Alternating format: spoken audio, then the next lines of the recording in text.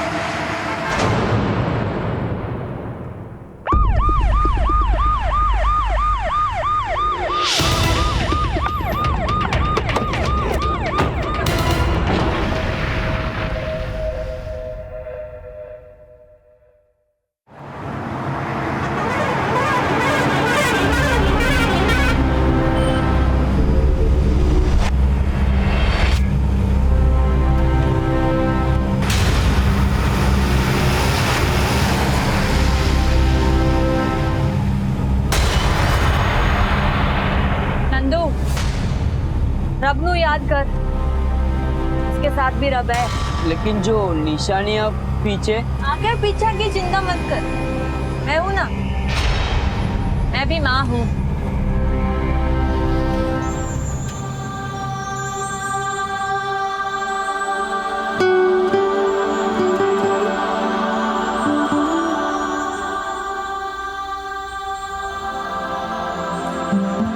दादाजी, ये देखो मैंने मम्मी की तस्वीर बनाई।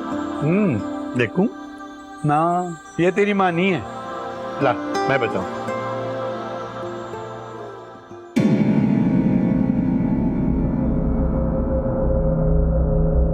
देखा, ये है तेरी माँ, जनानी मुच्छड़ वाली है। ये ना भूलो, इस कुनबे की मूछें जीत की वजह से बची हुई हैं, वरना शमशेर दे मरन दे बाद सब लुट जाना सी। मेरे कुलजीते दी ड्राइंग खराब ना करो। चल पुत्र, आ अंदर खाना खा ले।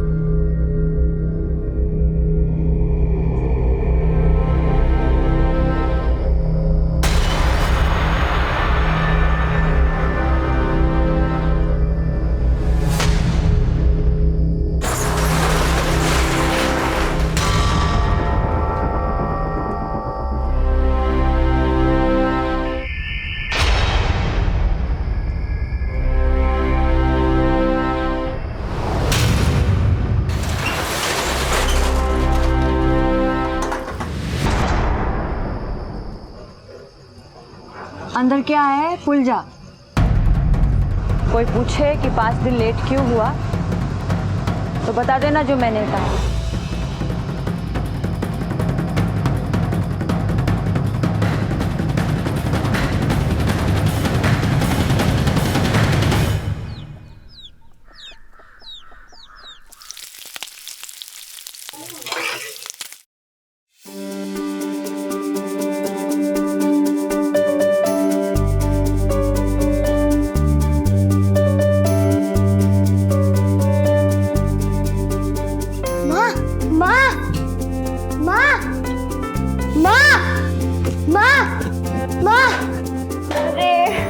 पुत्र, मैंने पता था पराठों की खुशबू से तू जाग जाएगा। गर्मा गर्म पराठे। अरे गीत पुत्र, तू तो 5 दिन पहले आने वाली थी, कितने रह गई थी? वो झल्ला नंदू डिलीवरी के पेपर ही खो दिया। पटियाला चुंगी पे 5 दिन लग गए। बस ट्रकों को छुड़ाने में कस्टम वालों से देर हो गई। अरे पुत्र खा ले, गरम गरम है। हम लोग अपने घर में क्या इज्जत, कोई तो इज्जत होगी हमारी। कैसे ओए, लोग क्या हो गया? ऐसे क्यों खड़े हो जैसे कोई धरना देने वाले हो? धरना ही समझो जी। एड्स दे मरीज ਨੂੰ बाहर निकालो, ये हमारे साथ काम नहीं कर सकता है जी। लो जी, सरकार रेडियो में, टेलीविजन में ज्ञान दे देकर थक गए कि ये रोग छूने से ना फैलता। हमारी अकल घुटने में ना है जी। अगर इसे काम से नहीं निकाला गया तो क्या? आप सब लोग कान खोलकर सुन लो। ना तो मैं अपने पेट पर लात मारना चाहती हूँ, ना ही सतिंदर के। हाँ, किसी को यहाँ काम करके तकलीफ है तो वो अभी यहाँ से जा सकता है, लेकिन सतिंदर बलदेव ट्रांसपोर्ट छोड़कर नहीं जाएगा। लगता है इसकी पोल पट्टी खोलनी पड़ेगी। जहाँ दिलो दिमाग पे जहाँ दिलो दिमाग पे खौफ का साया ना हो, खौफ का साया ना हो, जहाँ गर्व से उठे हो सर, जहाँ गर्व से उठे हो सर, शर्म से झुके ना हो, शर्म से झुके ना हो, जहाँ हर शब्द में सच्चाई की गूंज हो, सच्चाई की गूंज हो।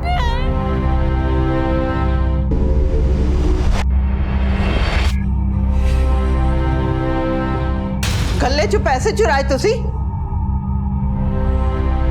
तूने तेरी सास दे कान भरे? पैसे पेड़ ते नहीं उगदे। ए बेचारी दिन रात मेहनत करके कमांदी है और तानू मिंट नहीं लगता उड़ान च। कोई तीर नहीं मारे है। मेरे बेटे दा जमा जमाया धंधा संभाल रही है, जिस पे सिर्फ मेरा हक है। ये सिर्फ नौकर है बलदेव ट्रांसपोर्ट की।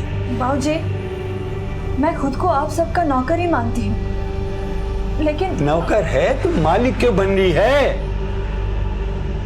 अच्छा ये बता, गोदाम में किसने छिपाया है? बोल ना, लग गया ना जुबान पे ताला।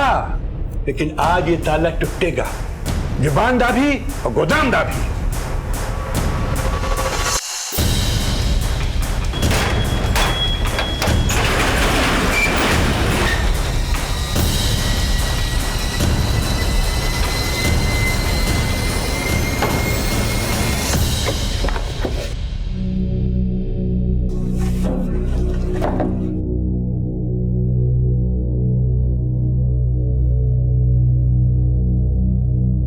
उस्ताद जी, शायद इन लोगों ने गायब कर दिया। यहाँ पक्का कोई था। यहाँ पर कोई नहीं था। जब कोई नहीं था तो ये जूठी प्लेटें कहाँ से आई? पता है थालियां यहाँ कहाँ से आई? ये जूठी प्लेटें हमारी है। नंदू, कितनी बार कहा है तुझे खाना खाने के बाद प्लेटें धो दिया कर, पर तू एक ही बस।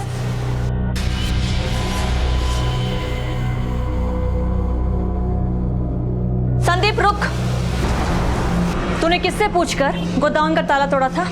ज्यादा ताप न दिखा, मैंने पता है यहाँ पे कोई था। ओए, बात सुन, मैनू अकल के साथ साथ घुटने भी चलाने आते हैं और साथ में जुतियां भी। तू निकल यहाँ से और वहां जाके नौकरी करना जहां तुझे जासूसी के पैसे मिले। चलेगा यहाँ से?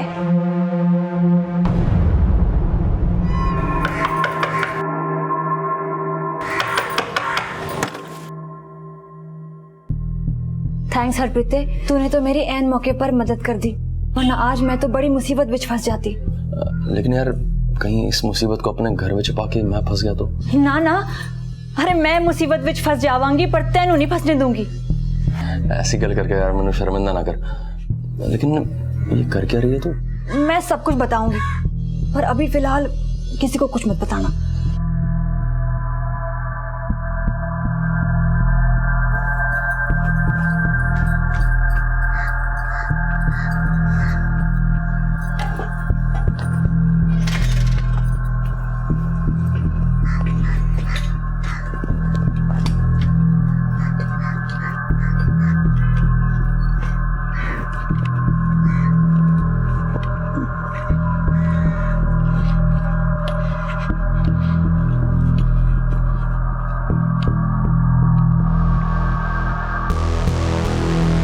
बाबूजी,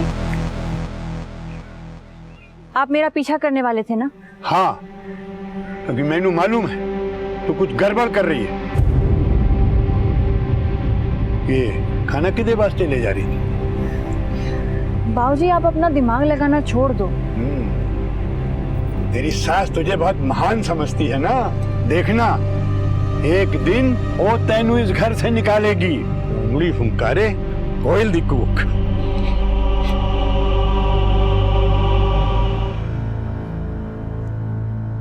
ओए नंदू, रेडी क्या?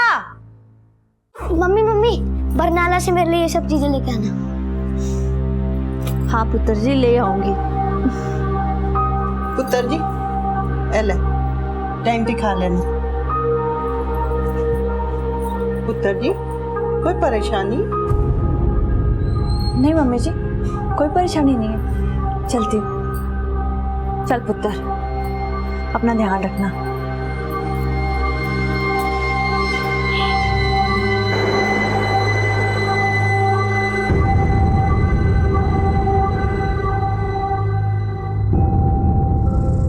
नंदू, ये रख दे।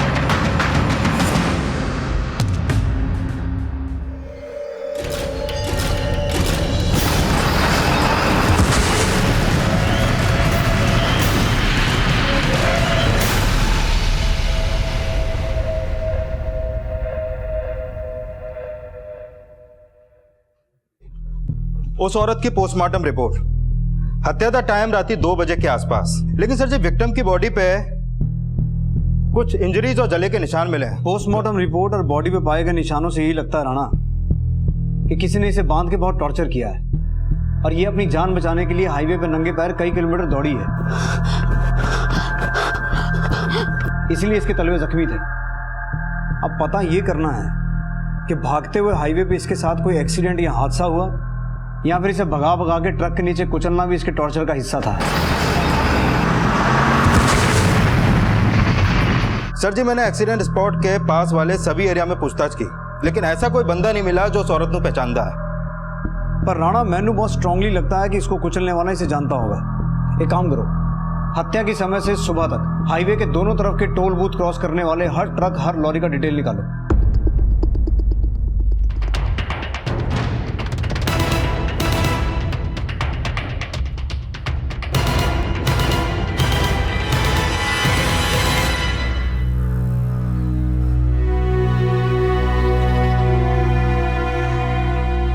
आप जिस नंबर को डायल कर रहे हैं वो इस समय स्विच्ड ऑफ है।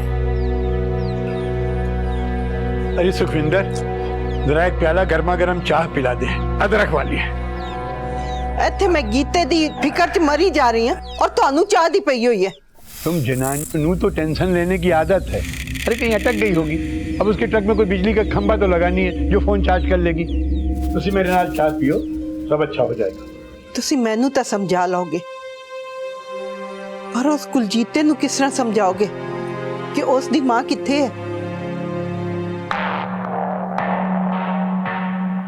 सत श्री अकाल जी। हरप्रीते, तू ਇੱਥੇ ਕੀ ਕਰ ਰਿਹਾ? कुलजीते दे वास्ते जलेबी लाए सी। कुलजीते आजा इधर आ, ये ले फाड़। मैं क्या गीत नहीं दिख रही? कुलजीते अंदर जा ते अपनी मम्मी ਨੂੰ फोन लगा। क्या गीत का नंबर नहीं लग रहा? गीत ਦੀ ਫਿਕਰ ਅਸੀਂ ਕਰ ਲਾਂਗੇ, तू जा और मेहरबानी करके दोबारा ना आए। ले फड़। सत श्री अकाल।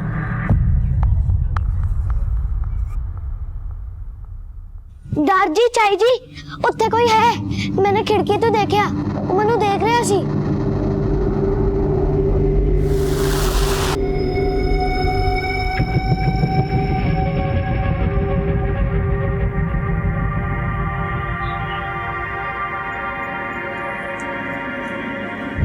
नहीं पुत्र जी, उत्थे कोई नहीं है। मैं झूठ नहीं बोल रहा चाई जी, उत्थे कोई सी।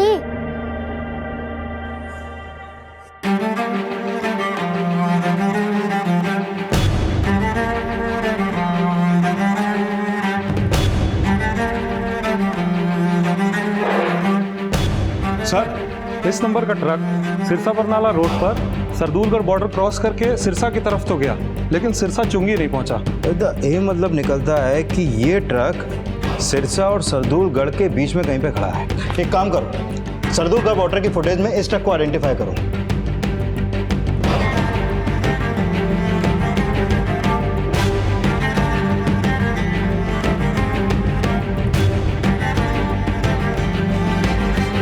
पता करो ये औरत कौन है, ये ट्रक किसका है। जी। जब पुलिस ने गीत का बैकग्राउंड चेक किया और इंक्वायरी शुरू की तो कई चौंकाने वाले खुलासे सामने आए और इस खुलासे के तार उस अज्ञात महिला के शव से भी जुड़े थे जिसकी हत्या गीत के ट्रक से हुई थी। लेकिन क्या गीत का कनेक्शन इस केस में सिर्फ हिट एंड रन केस से ही था या फिर राज कुछ और भी थे? सर जी, ये ट्रक मानसा के बलदेव ट्रांसपोर्ट के नाम पे रजिस्टर्ड है और इस औरत का नाम है गीत कौर। इसका पति शमशेर सिंह बलदेव ट्रांसपोर्ट का मालिक था जो 8 महीने पहले गुजर गया। तब से बलदेव ट्रांसपोर्ट की करता धरता ये गीत कौर ही है। सर जी, मानसा के पुलिस स्टेशन में गीत की सास सुखविंदर कौर ने 23 अगस्त को गीत की मिसिंग कंप्लेंट दर्ज की थी। Missing complaint? हाँ जी। रिपोर्ट के मुताबिक गीत कौर 20 अगस्त की रात को मानसा से बरनाला के लिए निकली थी और उसके साथ उसका क्लीनर भी था, नाम है नंदू।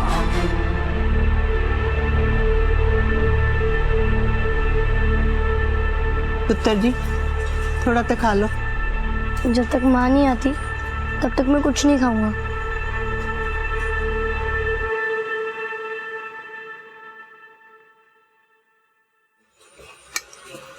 तुसी इत्थे बैठे चाय पींदे रहोगे या गीत दा कुछ पता भी करोगे? पुलिस ने खबर तो कर दी है, जब मिलेगी तो पुलिस आ जाएगी।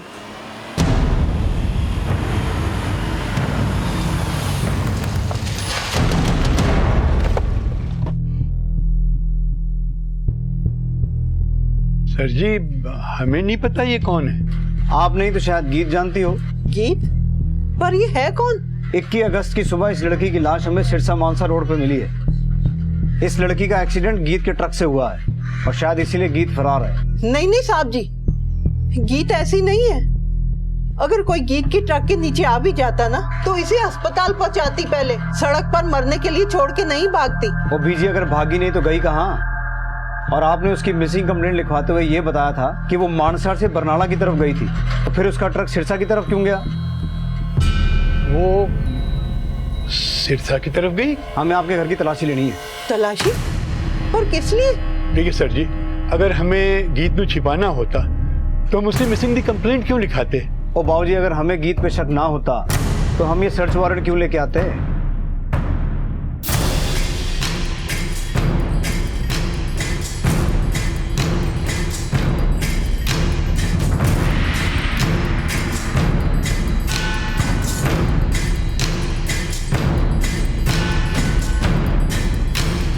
नहीं है सर जी। देखो जी, अगर गीत यहाँ आती है या आपको फोन करती है या किसी भी तरीके से आपको कांटेक्ट करने की कोशिश करती है तो हमसे छुपाने की गलती ना करना।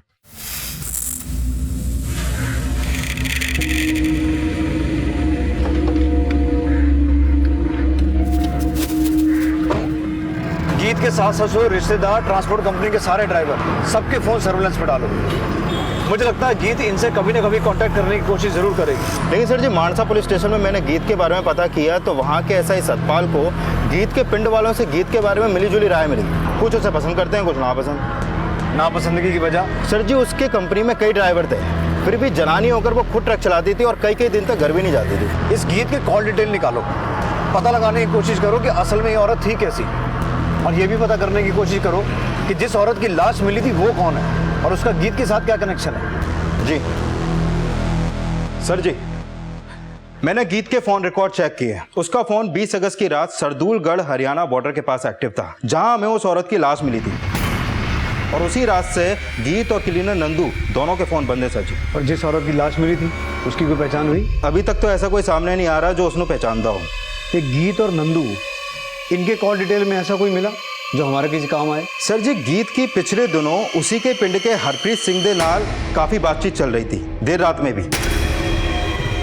लेकिन हरप्रीत का गीत के बिजनेस से कोई लेना देना नहीं था।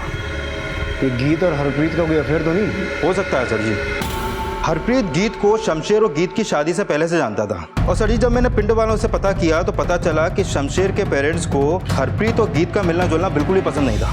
कहीं ऐसा तो नहीं राणा कि गीत हरप्रीत के घर छुपी बैठी हो?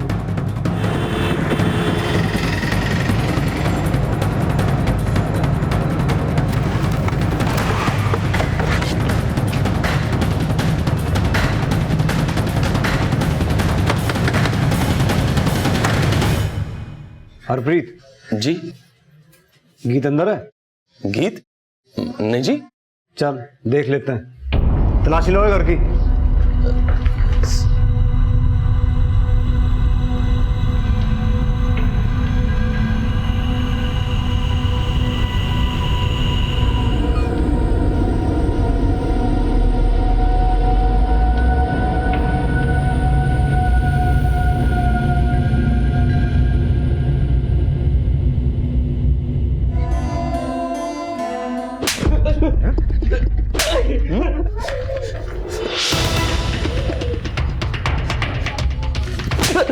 कौन बोल? सर कहाँ है गीत?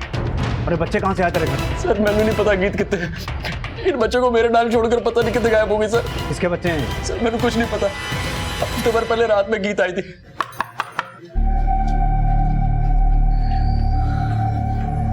गीत तू यहाँ इस वक्त? हरप्रीत मेरी एक मदद कर दे यार। पहले उसने बच्चों को अपने गोदाम में छुपा के रखा था, फिर मैंने चाबी देकर बोली कि इन्हें अपने घर ले आऊं। सर मैं मना नहीं कर पाया सर।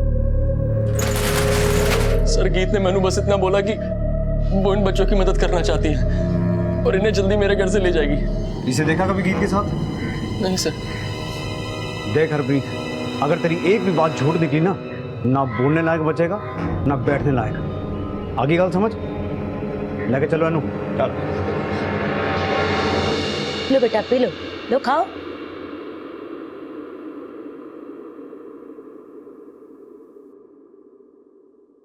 घबराना पुत्र। क्या नाम है तुम्हारा?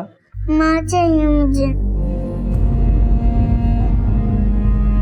सर जी, ये लड़की तो हरियाणवी है, लगता है इसकी माँ भी हरियाणवी होगी। पता करो गीत का हरियाणा में कहाँ कहाँ आना जाना था। सर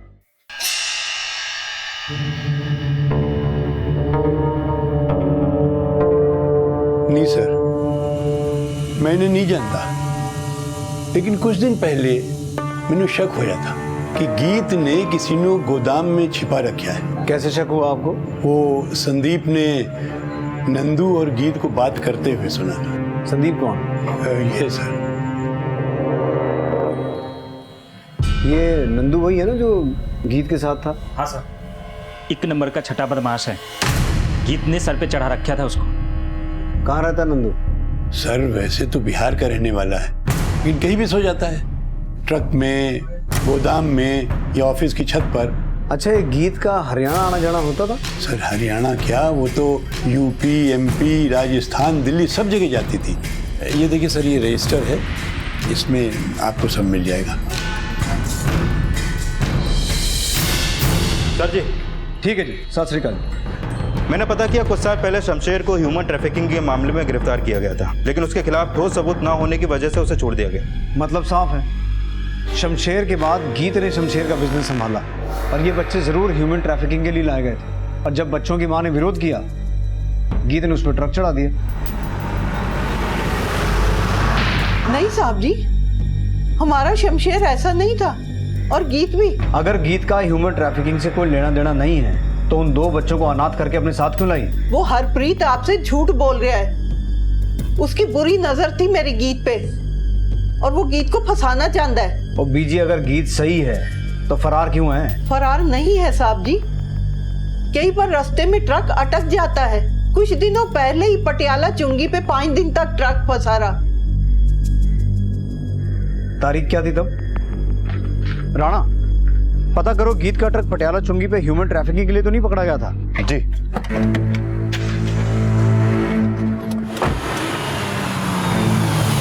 सर जी, मैंने पटियाला चुंगी पे पता किया। उन डेट्स पे तो गीत का ट्रक पटियाला चुंगी पे गया ही नहीं, बल्कि उन 5 दिनों में गीत की फोन लोकेशन सरदूलगढ़ बॉर्डर के पास हरियाणा के मलोर गांव की थी, और 20 अगस्त की रात को भी उसकी फोन लोकेशन यही की थी। सर जी, मतलब वो 2 बच्चे और औरत मलौर गांव के ही हैं? सर गीत का फोन अभी अभी ऑन हुआ है, सरदूलगढ़ बॉर्डर के पास, हरियाणा के खुर्द गांव में। सर जी, खुर्द तो मल्लोर से 15 किलोमीटर ही दूर पड़ता है। चलो।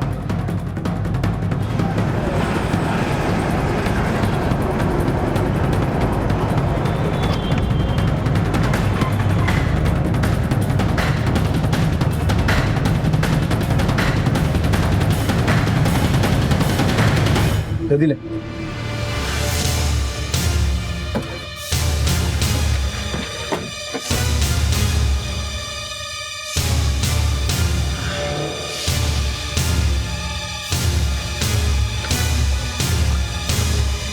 एक मिनट, ये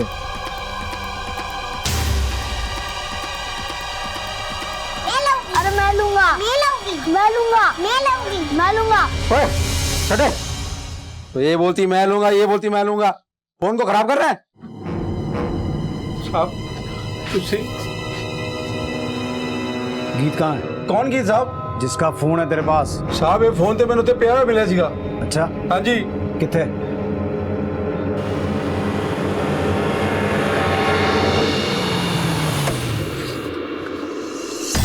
चेक करो। चलो आओ साहब,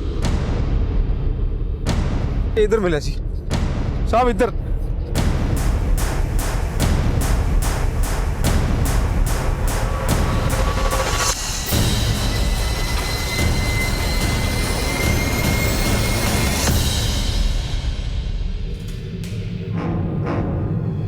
आसपास का एरिया सर्च करो। राणा, बॉडी को पोस्टमार्टम के लिए भेजो। पुलिस गीत को अभी तक एक फरार क्रिमिनल मानकर ढूंढ रही थी, लेकिन उसकी लाश मिलने के बाद इस केस का रुख ही बदल गया। गीत भी एक पीड़ित की तरह सामने आई है, लेकिन जिस औरत की लाश पुलिस को मिली थी उसका गीत से क्या कनेक्शन था? आखिर गीत क्यों उसके बच्चों को अपने साथ लेकर गई थी? और गीत का हेल्पर नंदू अब कहाँ था? सर जी, अभी अभी गीत के क्लीनर नंदू का फोन ऑन हुआ है। लोकेशन जलंधर हाईवे के पास एक ढाबे की है। अपनी एक टीम भेजो वहां, क्विक।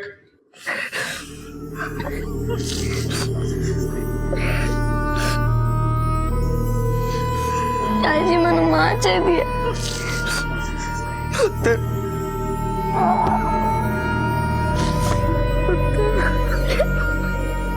अरे पिन में नाक कटवा दे मरी है करम जली। दूसरों दे बच्चे अनाथ करने वाली दा खुद दा बच्चा अनाथ हो गया। नहीं, साडी गीत ऐसी नहीं थी। सर जी, पोस्टमार्टम रिपोर्ट के मुताबिक गीत के सर पे किसी भारी पत्थर से वार किया गया था और फिर उसके बाद उसकी बॉडी को जलाने की कोशिश की गई। सर जी, मैंने लगता है कि बारिश की वजह से वो आग बुझ गई। इसका मतलब ये हुआ राणा कि कोई ये चाहता था कि गीत की बॉडी आइडेंटिफाई ना हो, पर ऐसा कर कौन सकता है? और इस नंदू की क्या भागीदारी हो सकती है?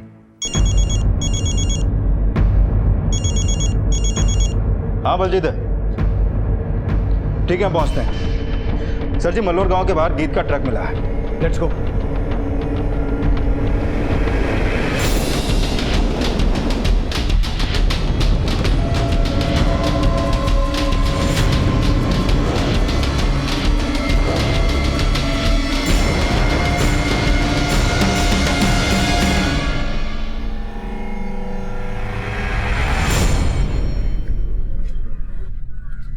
गीत का मलौर में आना जाना था। राणा, मुझे लगता है ये ट्रक इस गांव में जरूर उसके जान पहचान वालों ने खड़ा किया होगा, जिनके साथ वो ट्रैफिकिंग का कारोबार करती थी। राणा, एक काम करो, आसपास के लोगों से पता करो, किसी ने कुछ देखा? जी।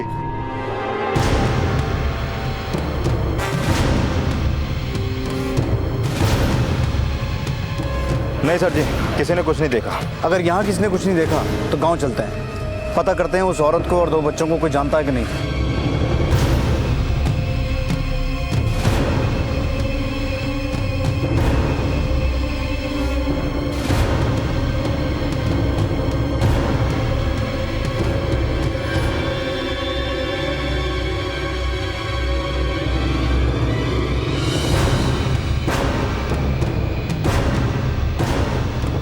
सर जी, मैंने लगता है पूरा पिंड मिलकर हमसे कुछ छुपा रहा है।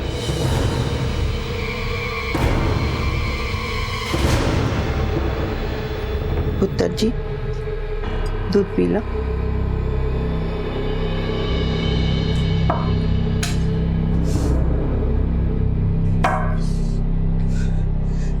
कुछ तो शर्म करो।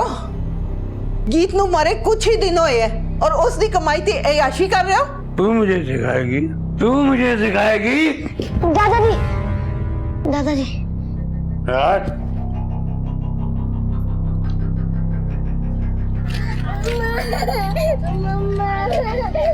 हाँ बेटा, यही गांव है तुम्हारा? तुम्हें पता है तुम्हारा घर कहाँ है? हमें लेके चलोगी अपने घर?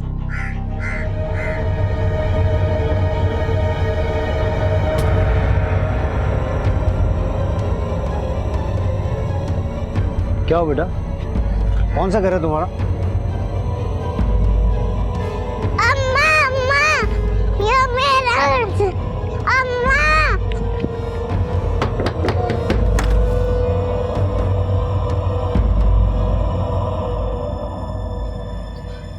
धर्म, क्या हो गया अम्मा?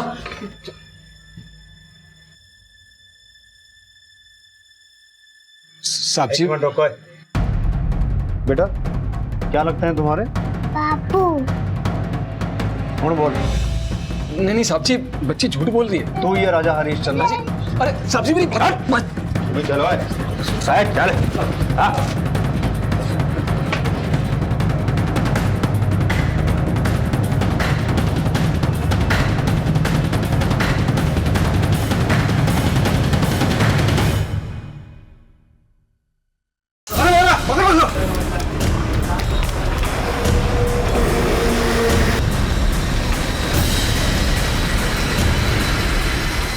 साहब मैंने कुछ नहीं किया साहब, सच में मुझे किसने मारा?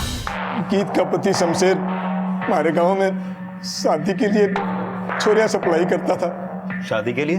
हाँ साहब, वो हमारे आसपास के गांव में छोरियां की बहुत कमी है। इस खातिर शादी करने और बच्चा पैदा करने के लिए छोरियां खरीदनी पड़ती। अब साहब इतना पैसा देना सबके बस की बात तो नहीं है, तो एक ही छोरी से दो तीन भाई शादी करते हैं। हम तीनों भाइयों ने भी सपना को शमशेर से खरीदा था। शमशेर भाई जी की मौत के बाद गीत परजाई ने जब उनका कारोबार संभाला तब उन्हें शमशेर भाई का ये धंधे का पता चला। गीत परजाई जी ने वो काम करने से साफ मना कर दिया। उनको बहुत बड़ा धक्का लगा और उन्होंने तय कर लिया कि जो लड़कियां शमशेर भाई की वजह से मल्लार में बेची गई है उन्हें कुछ भी करके छुड़ाएंगे। और एक दिन हम मल्लार पहुंचे। गीत परजाई जी 5 दिन एक धर्मशाला में रुके और उन्होंने सपना के घर का पता लगा लिया। परजाई जी ने सपना को भरोसा दिया कि वो उसे और उसके बच्चों को रात को ही अपने साथ लेके जाएंगे। तो साहब एक दिन हमें पता चला कि वो उस शमशेर की लुगाई थी जो हमारे बच्चों को लेके गई। तो साहब इस मनसा में हम उसके गांव गए, पर हमने बच्चों को ढूंढने की बहुत कोशिश की साहब, लेकिन कुछ पता नहीं चला कि उसने कहाँ छुपा के रखा। दादी, चाई जी, उत्ते कोई है? मैंने खिड़की तो देखा। एक दिन हमें पता चला कि गीत खुद हमारे गांव आ रही है। हम उस रात सपना को बचाने के लिए वापस मल्लोर गए।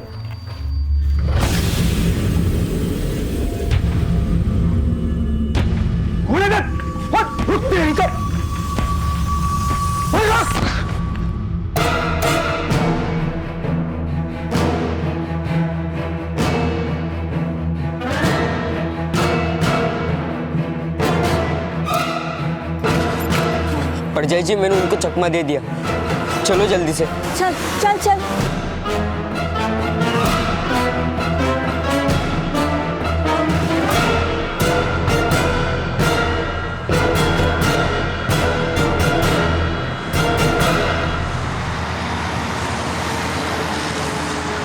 भाई साहब, मैं किसी तरह अपनी जान बचा के भाग गया। छोरा तो भाग गया और हमने गीत के ट्रक से ना सपना को कुचल दिया। हमने सोचा साहब कि ट्रक गीत का है तो सच जो है वो गीत तो नंदू पे जाएगा। लेकिन तुझे कैसे पता चला कि गीत शमशेर की बीवी है और वो ही सपना के बच्चों को अपने साथ लेकर गई है? उस साहब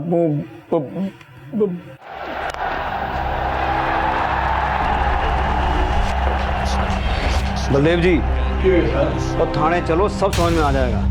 मैं जानता था कि शमशेर धर्म के जरिए मलौर में लड़कियां सप्लाई करने का काम करता था, इसलिए जब मुझे ये पता चला कि उस रात गीत और नंदू मलौर से वापस आए हैं और गीत अपने साथ 2 बच्चों को उठा करके लाई थी, मैंने ये बात फौरन फोन करके धर्म को बता दी।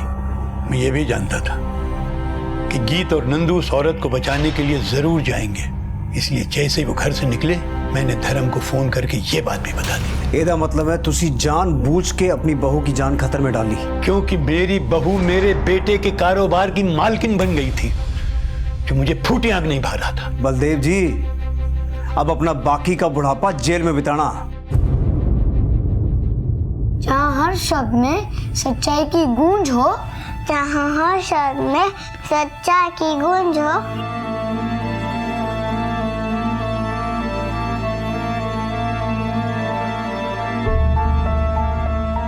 आज हमारे देश को आजाद हुए 69 वर्ष पूरे हो चुके हैं, लेकिन आज भी हमारा देश कई तरह की मानसिकताओं की गुलामी का बोझ ढो रहा है। अगर हमें सही मायनों में पूर्ण स्वराज चाहिए तो हमें अपने नजरियों पर लगी हुई बंदिशों को तोड़ना होगा, क्योंकि यही बंदिशें महिलाओं को पुरुषों के अहंकार का शिकार बनाती हैं। क्या अर्थ है आजादी का? इस देश के हर नागरिक के लिए आजादी के मायने क्या हैं? हमें बोलने की, अभिव्यक्ति की, सोचने की, सरकार चुनने की, अपने धर्म का पालन करने की आजादी है। लेकिन अगर एक की आजादी दूसरे के लिए घुटन भरी जिंदगी बन जाए तो? आज की कहानी ना सिर्फ ऐसे कई सवाल उठाती है, बल्कि हमारे समाज का ही एक घिनौना रूप भी दिखाती है। मैंने कहा लिया जानता चाहूँ। वंशु तो चिंता ना कर, चुपचाप फिर।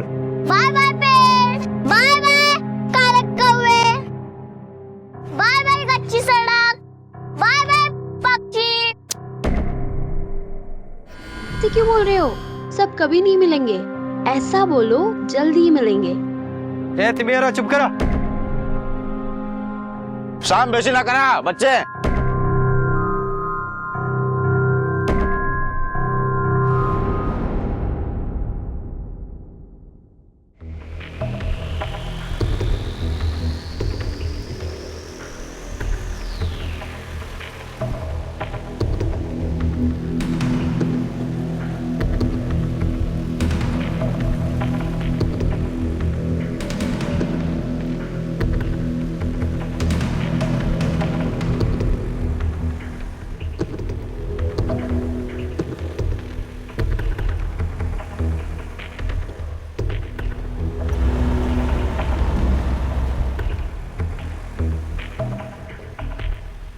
रघु भैया, हम दीदी के घर कब पहुंचेंगे? पहला दिल्ली जाएंगे, वहाँ तुम सब जन छोले कुलचे का नाश्ता करना, उसके बाद मुंबई में मिसल। दीदी मिसल क्या होता है? बच्चा मिसल ना वहाँ का बहुत अच्छा नाश्ता होता है। हम लोग मिसल खाएंगे भैया, हम लोग मिसल खाएंगे, मिसल खाएंगे।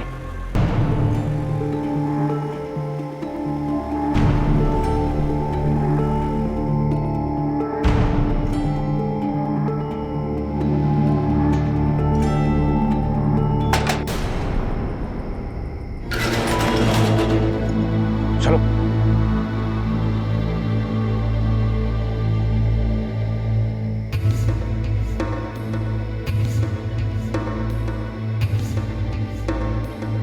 चलो चलो जल्दी जल्दी चलो। से बात कर सकती हूँ फोन पर? अभी बहुत रात हो गई है, उसका मालिक गुस्सा करेगा। कल तुम सब जन अपने घर वालों से बात करना।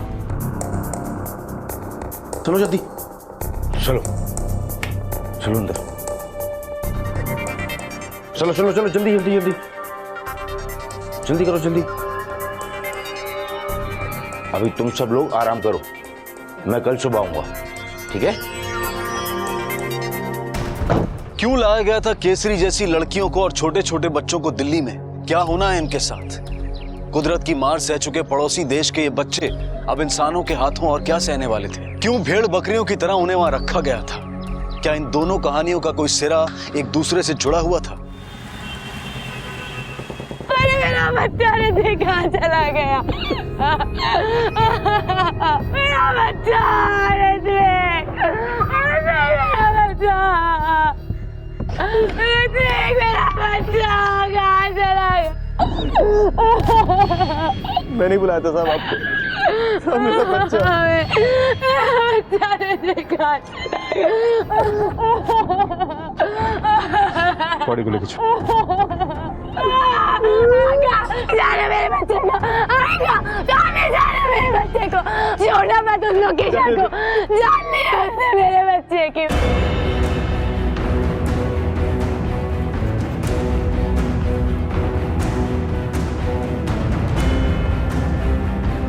सर, लड़की का नाम लोकेशा है, नेपाली है। हमें ये पता करना होगा कि यहाँ से कुछ चोरी भी हुआ है क्या। अभी ना बच्चे की माँ बोलने की हालत में है ना बच्चे का बाप बोलने की हालत में। पहले हमें इस लोकेशा के बारे में पता करना होगा। सोसाइटी के पास क्या जानकारी, कहाँ की रहने वाली थी, कहाँ से आई थी, उसकी फैमिली कहाँ है, उसके पास फ़ोन था या नहीं, अगर था तो उसका नंबर क्या है। कभी ना कभी अपनी फैमिली से बात हुई होगी, उसके फ़ोन को सर्विलेंस पे डालते हैं। Yes sir. ए सीमा, सीमा, सारा दिन तू अकेले ही बात करेगी क्या? रख फोन, रख। कैसे तू बात कर।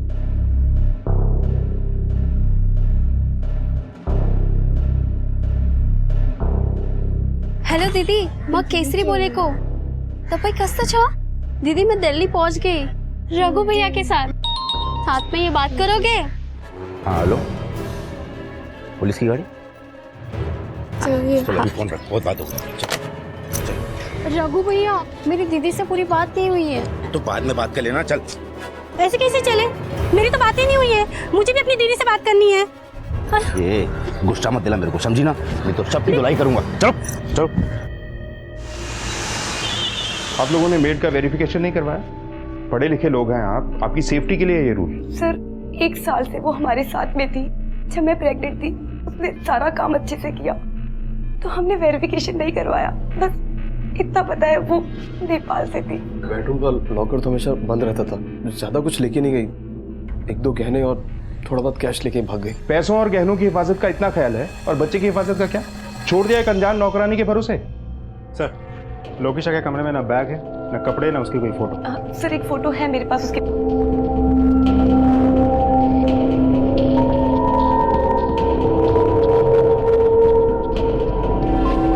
नैनी कैम या बेबी कैम नहीं लगवाया? आजकल लगवाते हैं लोग घरों में।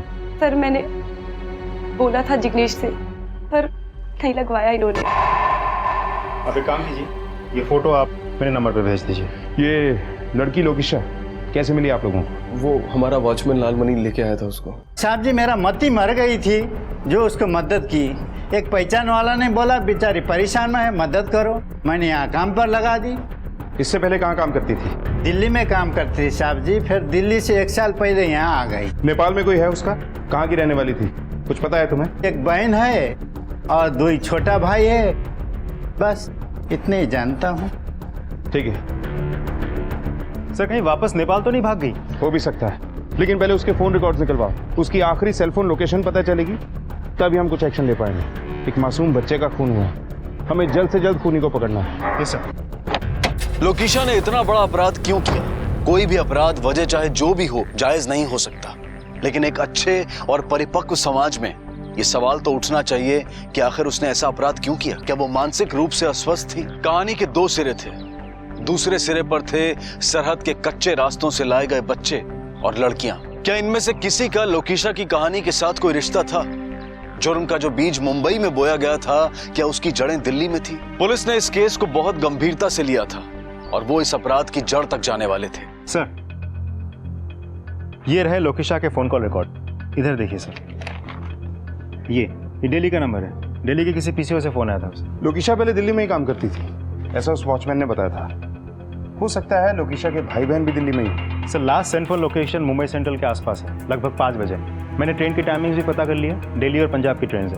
लोकेशा भागकर दिल्ली ही गई होगी, क्योंकि नेपाल में तो उसका कुछ बचा ही नहीं था। एक काम करो सर, लोकेशा का फोटो और उसका फोन नंबर दिल्ली पुलिस को भिजवाओ और बोलो कि हम भी आ रहे हैं, क्योंकि मुझे लगता है अब इस केस की गुत्थी मुंबई से नहीं, दिल्ली जाके ही सुलझेगी।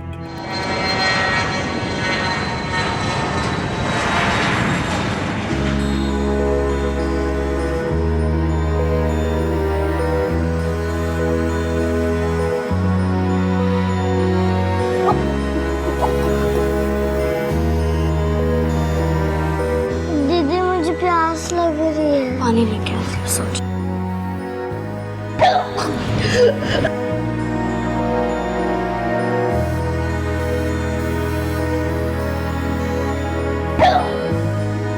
दीदी, यहाँ पे कितनी गंदगी रखी है, हमें यहाँ पे क्यों रखा हुआ है इतनी गंदगी में? आप रघु भैया से बात क्यों नहीं करती हो? चलो चलो, बहुत सो लिया, जल्दी उठो, सुबह हो गई। चलो चलो चलो चलो। कीर्ति मैडम, कैसे संभाल रहे हो? ये दोनों घर के काम के लिए अच्छी है, ये पार्लर के लिए अच्छी रहेंगी। और ये पढ़ी लिखी है, 10वीं पास है, थोड़ी थोड़ी इंग्लिश भी बोलती है। इसको मैडम जी एकदम कड़क माल है, जबरदस्त। बिल्कुल सही कह रहे हो।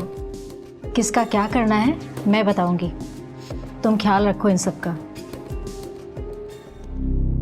रघु भैया, मुझे दीदी से कब बात कराओगे? मेरे दोनों भाई बहुत डरे हुए हैं। चिंता न कर, जल्दी मिलाऊंगा, ठीक है? आराम करो, चलो चलो। एक मिनट, हमें यहाँ सबको जबरदस्ती बंद करके क्यों रखा हुआ है? और किसी से बोर्ड में बात भी नहीं करने देते। मुझे नहीं रहना है, मुझे मेरे भैया भाई के पास जाना है।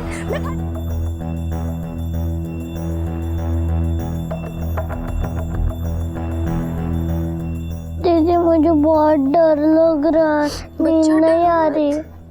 हम जल्दी घर पहुंच जाएंगे। हाँ, आंखें बंद करके तुम्हें सब कुछ याद आएगा। हमारा गांव, वो झरना, वो बादल देखो नीचे नीचे आ रहे हैं। हम जल्दी घर पहुंचेंगे। हाँ, तुम सब डरो मत।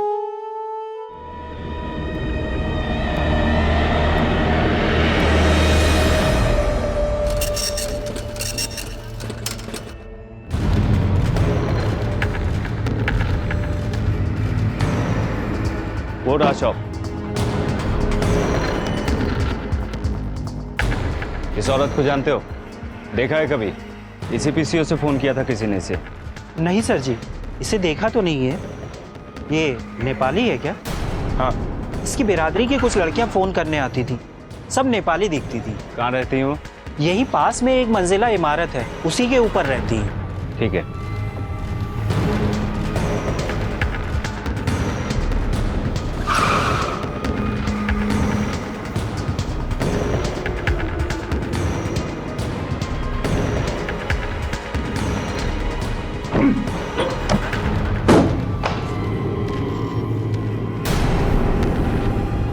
सर्च करो अच्छी तरह।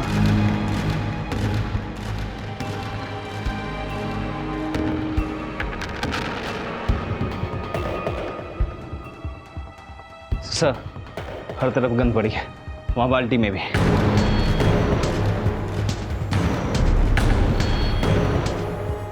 किसी केसरी नाम की लड़की की है।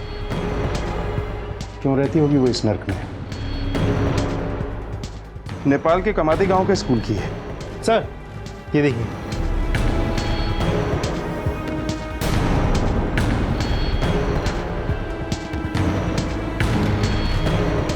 यहाँ जरूर कोई क्राइम हुआ है। फॉरेंसिक टीम को बुलाओ। सर, कई सवालों के जवाब पुलिस के हाथ आते आते छूट गए और मुजरिम फरार हो गए।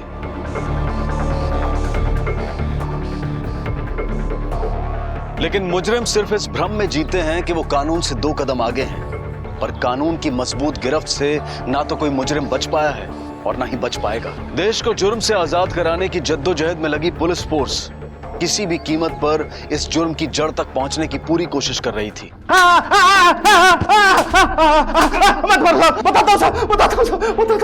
अगर कर सब बताता हूँ साहब। यहाँ कुछ नेपाली लोग रहते थे, कुछ बच्चे और कुछ लड़कियां आते जाते रहती थी साहब। कभी कभी उनसे मिलने वाले लोग भी आते थे साहब। हमेशा से वही लड़कियां रहती थी? नहीं साहब, अलग अलग लड़कियां आती और जाती थी साहब। कमरा किसको किराए पे चढ़ाया था? एक कृति मैडम है साहब।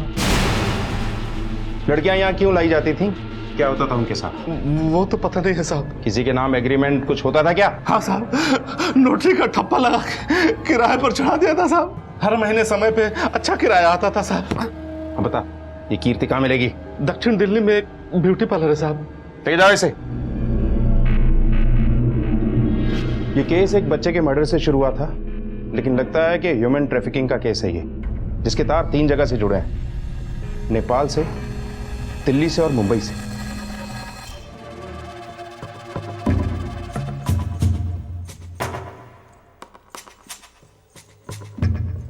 मैडम, स्पेशल वाली मसाज चाहिए, एकदम दिल खुश कर देने वाली। खन्ना साहब ने तो बहुत तारीफ की आपके बॉडी मसाज पार्लर की। ओह, तो खन्ना साहब ने भेजा है आपको? बिल्कुल। तब तो आपको मसाज भी खन्ना साहब वाली ही चाहिए होगी। एकदम।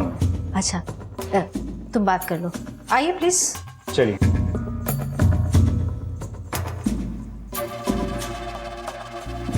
आइए, आप यहाँ बैठिए, मैं भेजती हूँ।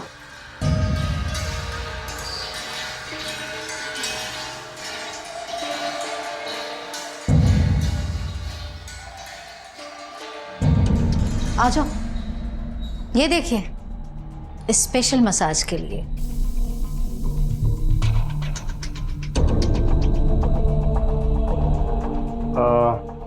कोई फ्रेश पीस नहीं है? फ्रेश है ना, जाओ अंदर से दूसरी लड़कियों को भेजो, बिल्कुल गुलाब की तरह ताजी ताजी फ्रेश।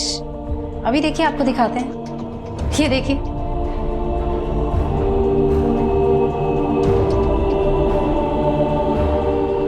इक्कीस, 17, 19, 20। और तुम 18 की।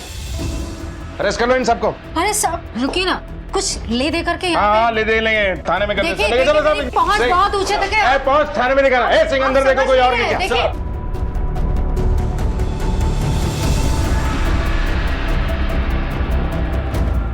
चलो हो गया मसाज, चलो। तो चुप साहब, रहिए, चुपचाप चलिए यहाँ कुछ से। भी नहीं है साहब, छोड़ो ना मुझे, छोड़ो साहब, ऐसा कुछ भी नहीं है साहब। आप मेरी बात क्यों नहीं सुन रहे हैं? सुन रहे तुम्हारी बात थाने में।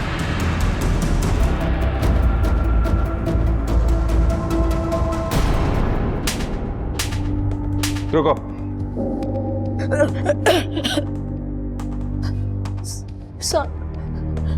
ये सारी लड़कियां हम नेपाल से मंगवाते थे।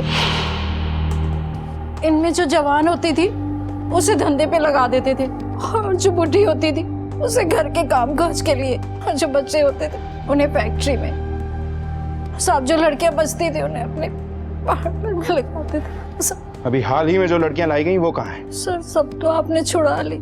ये नेपाल से लड़कियां लाता कौन है? सब रघु।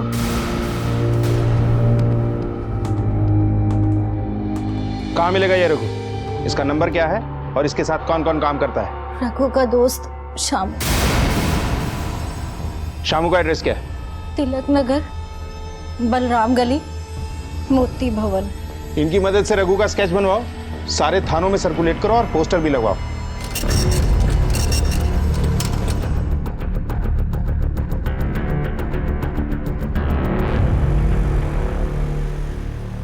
रघु, मैं तुम्हारे पैर पड़ती हूँ। अरे चुप कर। इन बच्चों के साथ कुछ मत कहना भैया, ये चुप। तो बहुत छोटे हैं।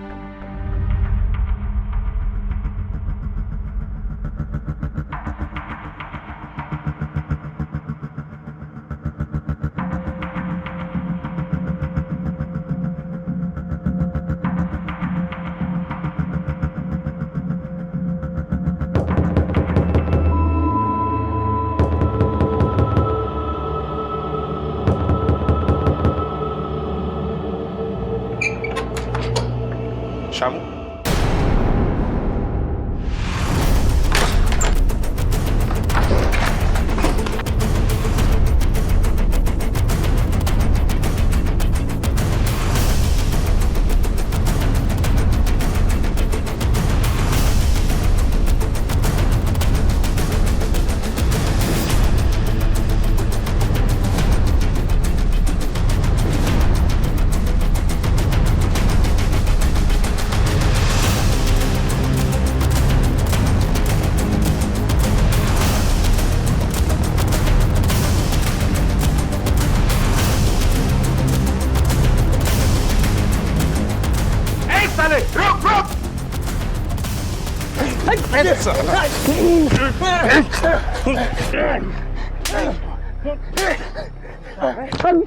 निर्दोष लड़कियों और मासूम बच्चों की तस्करी करता है, बाकी की जिंदगी जेल में सड़ेगा तू। साहब मैंने कुछ नहीं किया साहब।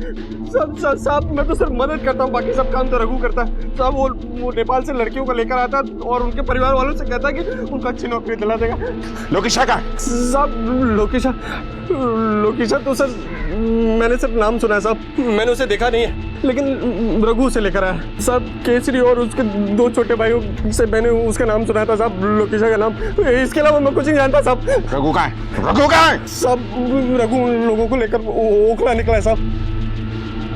ओखला में क्या है? साहब ओखला में टाइल बनाने वाली फैक्ट्री है साहब, वहीं बच्चों को लेकर गया है। ठीक से काम कर, कैसे काम करते हैं? हे, ये सब क्या हो रहा है? इतने सारे बच्चे इतनी बुरी हालत में काम कर रहे हैं, बाल मजदूरी का रैकेट चलाता है। मारस! आप में से कोई इस लड़की को पहचानता है क्या?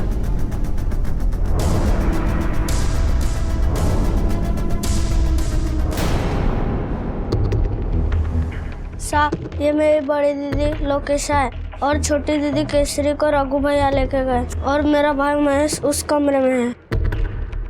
कहाँ है बच्चा? कहाँ है? चल! कहाँ है बता? सर बच्चा तो मर गया। महेश!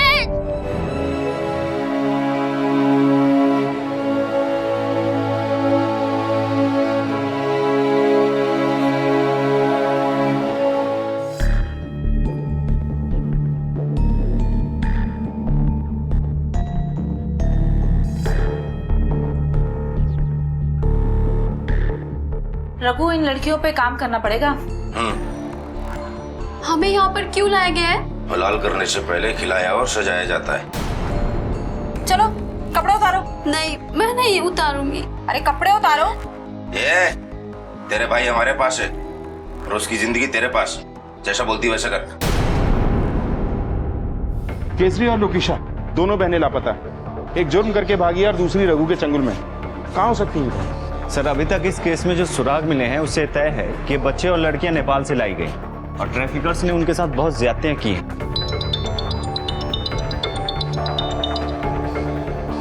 हेलो, ओके सर, लोकेशा का पता चल गया है।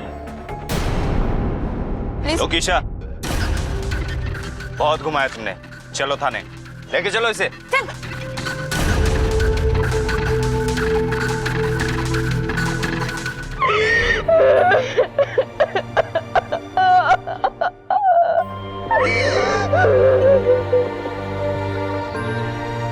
दीदी, आप क्यों जा रहे हो? आप मत जाओ। हम यहाँ पे सब अकेले पड़ जाएंगे। तेरा ना लो, घर बनाना है। तुम्हारी आधी पढ़ाई भी बाकी है ना। हाँ। तुम अभी से ऐसा करोगे तो कैसे होगा? तुम मेरी गुड़िया हो, है ना? तुम्हारी आंखों में आंसू अच्छा नहीं लगता। तुम पढ़ाई पे ध्यान देना, ठीक है? और मनोहर काका है ना, उनके पास मैं पैसा भेज दूंगी और आज से तुम्हें इनके बाप और तुम्हें इनके पापा। हाँ दीदी, ठीक है? मैं ख्याल रखूंगी।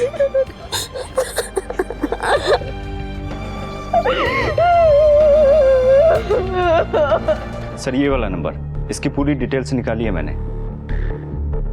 सर, वो लोकेशा मुंह नहीं खोल रही है, वो बहुत डरी हुई है। सिंह, ये केस कहाँ से शुरू हुआ था और कहाँ पहुंचा है? इस केस से जुड़ी हर वो बात जो लोकेशा जानती है हमारे लिए जानना बहुत जरूरी है, और ये भी कि उसने बच्चे को क्यों मारा। लेकिन उसे सच बुलवाने के लिए हमें कोई ना कोई तरीका अपनाना पड़ेगा। Yes sir.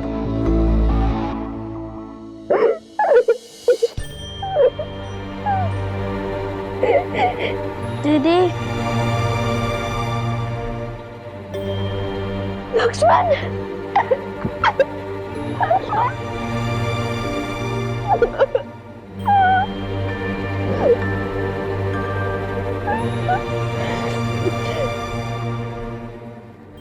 महेश और केसरी का।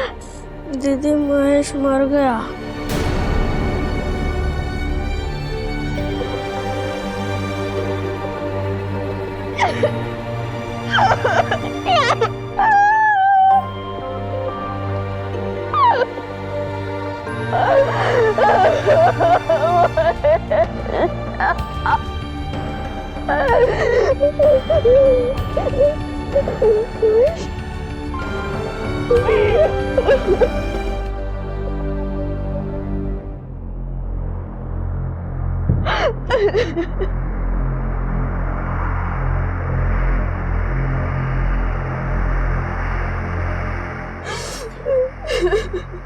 लोकेशा, तुम्हारी बहन को ढूंढने के लिए हमारी टीम दिन रात एक कर रही है। केसरी और उस जैसी लड़कियों को उनके चंगुल से छुड़ाना। देखो, हम समझ सकते हैं तुम्हारे साथ जो हुआ वो ठीक नहीं, लेकिन जो तुमने किया वो भी ठीक नहीं था। अब हमें खुल के बताओ कि तुम्हारे साथ क्या हुआ, क्यों मारा तुमने उस बच्चे को। देखो, हमारी मदद करो ताकि हम तुम्हारी मदद कर सकें। डरो नहीं, बताओ क्या हुआ था तुम्हारे साथ। आज तक किसी ने मेरी मदद नहीं की। 28 साल की थी जब मुझे रघु इधर लेके आया था। मेरा पति मर गया और मेरे बच्चे भी नहीं थे। मेरे 2 भाई और मेरी बहन केसरी, उन लोगों को मैं अपने मासी के पास छोड़ के इधर काम करने आ गई दिल्ली में। वो रघु ने मुझे एक मसाज पार्लर में बेच दिया। वहाँ पे मसाज के साथ साथ और भी बहुत सारी चीजें होती थी। वो सब काम भी करवाते थे जो मुझे नहीं करना। हर रोज लोग आते थे, मैं गिनना भूल गई। मैं बस यही प्रार्थना करती थी कि मुझे भगवान इस नरक से निकाल दे। 2-3 साल तक मैंने ये काम किया। फिर मेरी बढ़ती उम्र की वजह से मुझे मुंबई में एक घर में आया का काम दिलवा दिया। उसका मुझे रघु को कुछ कमीशन देना पड़ता, लेकिन मेरे लिए सही था क्योंकि मुझे लगा कि मैं इस दलदल से बाहर निकल गई। लेकिन तृप्ति मैडम पेट से थी जब मैं उनके पास काम करने आई। अरे जान नहीं है क्या तेरे हाथों में? जा, तुझसे नहीं होगा, जाके अपना काम कर। और सुन, जाते जाते दरवाजा बंद करके जाना। उनके पति का मेरे पे बहुत गलत नजर था। मुझे पता था कि मैं ज्यादा देर तक उससे नहीं बच सकती। सब मर्द एक जैसे होते। मेरी बात सुन। इधर बैठ। मेरी बात सुन। तू जानती ना, तब तू पेट से जब से मेरा उपवास चल रहा है। देख तू कितनी सेवा करती है उसकी, है ना? थोड़ी सेवा मेरी भी कर देना। मैं वैसी लड़की नहीं हूँ, मुझे जाने दे। मुझे पता है तू ऐसी लड़की नहीं है। तेरी ऐसी लड़की बहुत सारे वीडियो देखे मैंने। हर रोज ये सब होने लगा। हर रोज वो आता था और मुझे कुचल के चला जाता था। मैं कुछ नहीं कर पा रही थी। तुम्हारे साथ इतना गलत हुआ, तुमने पुलिस की मदद क्यों नहीं ली? कहीं दूसरी जगह नौकरी क्यों नहीं ढूंढ ली? मेरे पास कागज नहीं है ना, तो इन लोगों ने मुझे काम पे रख दिया। वो लोग पगार तो देते थे, लेकिन उसकी कीमत कई तरह से निकालते थे। लेकिन एक चीज था जिसकी वजह से मेरा मन लगा रहता था वहाँ। वो क्या? मैडम जी का बच्चा ऋत्विक बाबा। मेरा कोई बच्चा नहीं था ना, तो मैं बहुत खुश रहती थी ऋत्विक बाबा को अपनी गोद में खिला के। ऐसा लगता था जैसे मेरा अपना बच्चा है। ए लोकेशा, ये क्या ऋत्विक लगा रखा है तूने इसे? बाबा बोला कर इसे। अगर तू इसे ऐसे बोलेगी तो घर के बाकी नौकर क्या बोलेंगे इसे? सब मैं रहती तो उनके घर पे थी, लेकिन सिर्फ एक नौकरानी। पति रोज रात को हवस निकालता था अपनी, और मैडम मुझे ऐसा देखती थी जैसे मैं गंदगी हूँ। तो इसका गुस्सा तुमने उनके बच्चे की जान लेकर निकाला? नहीं साहब, बच्चे से क्या दुश्मनी। मैं तो उनका बहुत अच्छे से ख्याल रखती थी। मुझे नेपाल के बारे में पता चला कि वहाँ पे भूकंप आ गया, और मुझे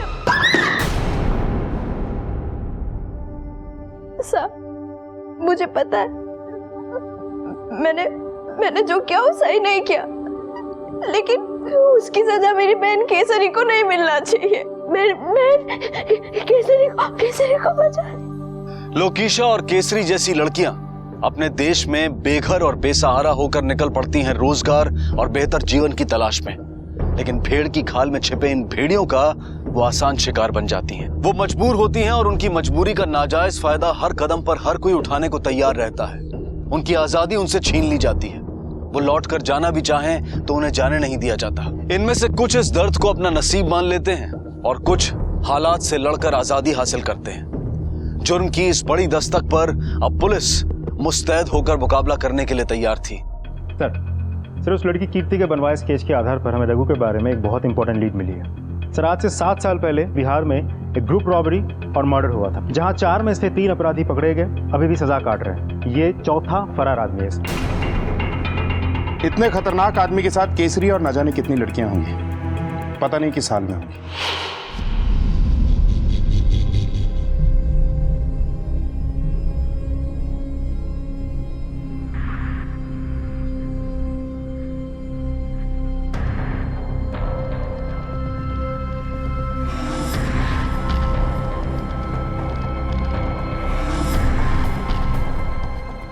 मुझे ऐसे छोटे कपड़े पहनाकर क्यों तैयार कर रहे हो? बहुत जल्द पता चल जाएगा।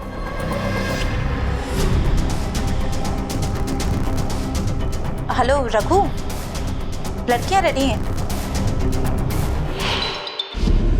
अब बोल। सर, रघु के बारे में एक इन्फॉर्मेशन है। सदर बाजार के डिलाइट फोटो स्टूडियो में रघु कुछ लड़कियों के साथ देखा गया है। चलो।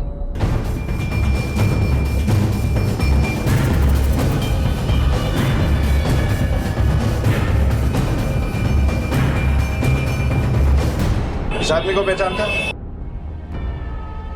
हाँ सर, ये आदमी कुछ दिन पहले ही आता है यहाँ पे, कुछ लड़कियों को लेकर कह रहा था फोटो खिंचवा दिए। चल अभी देर हो गया, दूसरी को भेज। सर कुछ वीजा लगवाने के लिए बोल रहा था। इन फोटोज का फॉर्मेट 4 कंट्री से मिलता है, मतलब ये लड़कियों को आउट ऑफ इंडिया लेके जाने वाला है। सिंह सर, पीसीआर से कांटेक्ट करो। Yes sir. मैं लड़कियों के फोटोज और नेम मेल कर रहा हूँ। फॉरेन कंसुलेट से पता करो इन लड़कियों का गल्फ कंट्रीज के लिए वीजा लगवाया गया है क्या। रघु, लड़कियां तैयार हैं। चलो चलो जल्दी चलो जल्दी।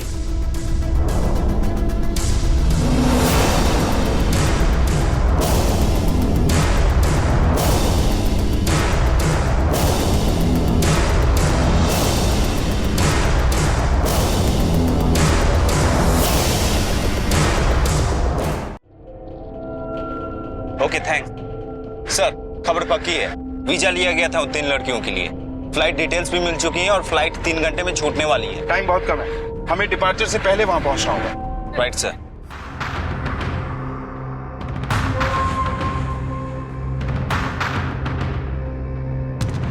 सही, एयरपोर्ट अथॉरिटीज को अलर्ट कर दो। फ्लाइट डिले कराना हो तो भी डिले करवाओ और कहना कि सभी एंट्री एग्जिट पर एयरपोर्ट सिक्योरिटी की हेल्प चाहिए हमें। Okay sir.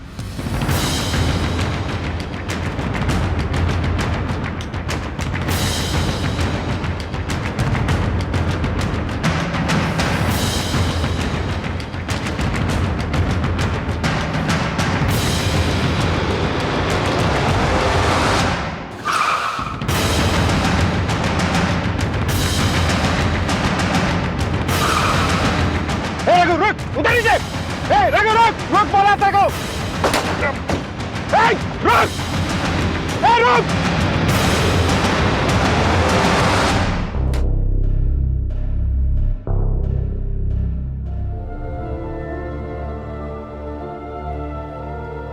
दीदी,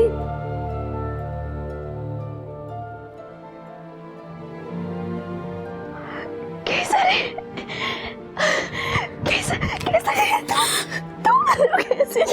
कैसे होते थे? तू ठीक है ना? तुझे चोट नहीं आई ना? केसर ये क्या पहना है तूने?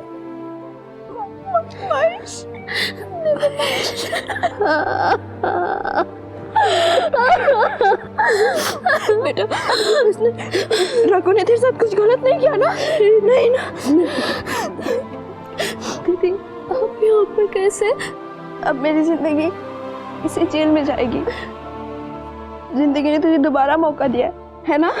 तू इसे गवाना मत, किसी के भी झांसे में मत आना, ठीक है? और अपने सारे सपने पूरा कर, लक्ष्मण का ख्याल रख, अपना भी पूरी तरह ख्याल रखना, ठीक है? पूर्ण स्वराज की इमारत मानवता और समानता की नींव पर खड़ी होती है।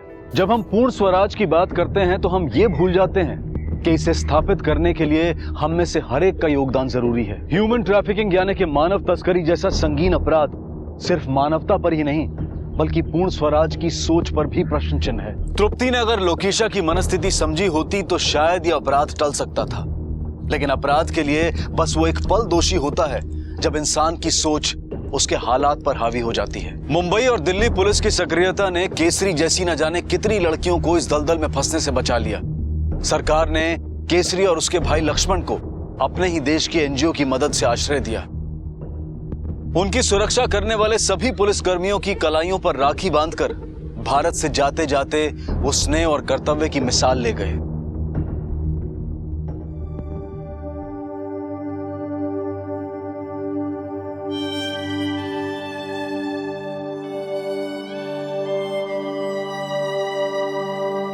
मुझे दो, मैं देखता हूँ।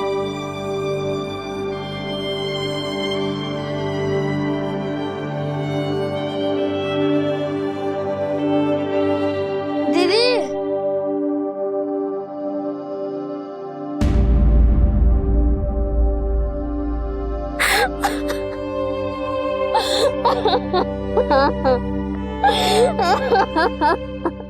लगभग 6 लाख से 8 लाख जीते जागते इंसान हर साल अवैध रूप से इंटरनेशनल बॉर्डर्स पार कराए जाते हैं। इनमें से ज्यादातर बच्चे होते हैं। ये बच्चे प्रोस्टिट्यूशन यानी देह व्यापार या बाल मजदूरी के लिए इस्तेमाल किए जाते हैं। इनसे इनका बचपन छीन लिया जाता है, जवानी लूट ली जाती है। जब हम अपनी सुख सुविधाओं के लिए दूसरों की आजादी को कुचल देते हैं, तब ऐसे संगीन हालात पैदा होते हैं। शोषण, असमानता, जुल्म, जब तक किसी भी समाज में ये रहेंगे, तब तक पूर्ण स्वराज एक सपना ही रहेगा। आजादी का जश्न मनाता हिंदुस्तान, और उस आजाद हिंदुस्तान के नक्शे में रंग भरते ये नन्हे हाथ।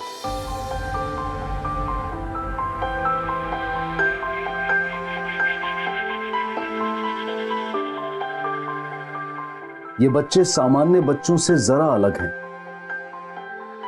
भेद करना नहीं जानते, बेहद खुश हैं अपनी दुनिया में। अपने माँ बाप को उतने ही प्यारे हैं जितना कि कोई भी सामान्य बच्चा।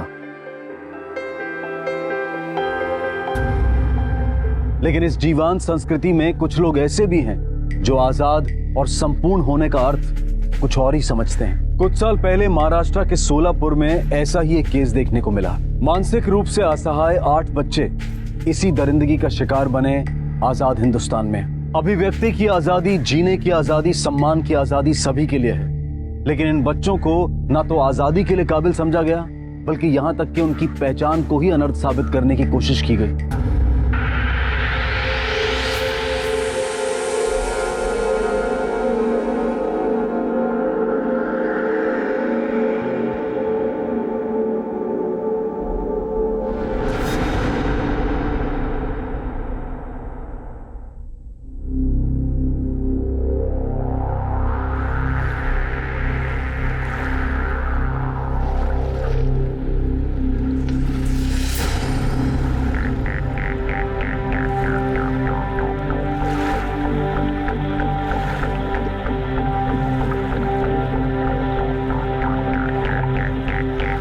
అదిగో అక్కడ ఏమో ఉంది చూడు.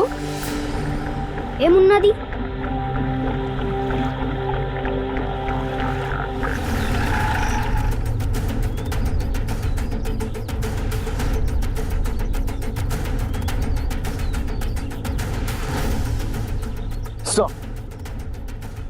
ఈ బాడీ 8-10 మధ్యాహ్న సంవత్సరాల పిల్లగాడిది. మొత్తం బాడీ డిస్కంపోజ్ అయింది. आंध्र प्रदेश के कुरनूल गांव की पुलिस को नदी में बहकर आई एक 10 साल के बच्चे की लाश मिली। लाश पूरी तरह से सड़ चुकी थी, जिससे वहां की पुलिस ने यह अंदाजा लगाया कि बच्चे की मौत 10 से 15 दिन पहले हुई है। बारिश की वजह से नदी की धारा तेज थी, जिससे पुलिस को यह भी अंदाजा हुआ कि लाश महाराष्ट्र से बहकर आंध्र प्रदेश तक पहुंच गई है।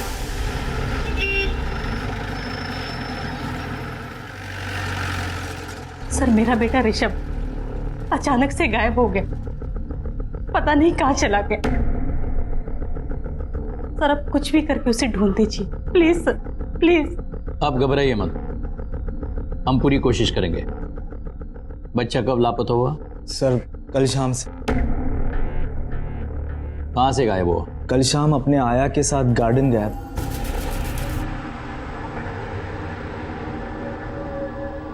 ऋषभ के इस आया का नाम क्या है? मनीषा सर।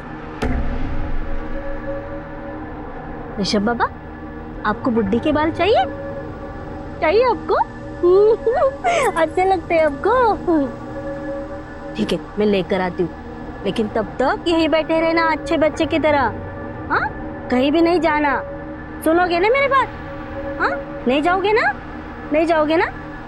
हाँ, मैं लेकर आती हूँ। हाँ, यहीं बैठे रहो।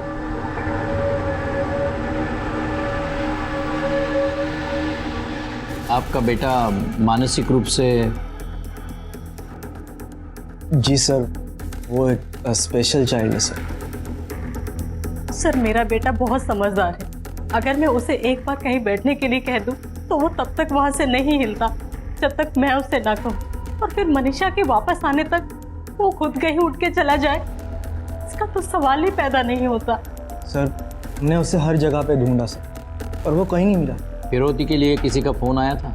जी नहीं सर। आपको किसी पे शक है जो ऐसा कर सकता हो? नहीं सर, ऐसा तो कोई नहीं है। ये केयरटेकर मनीषा? नहीं सर, मनीषा ऐसी औरत नहीं है। मैंने इसलिए पूछा क्योंकि मनीषा ही है जिसने उसे आखिरी बार देखा है, इसलिए उससे पूछताछ करना जरूरी है। कहाँ मिलेगी मनीषा?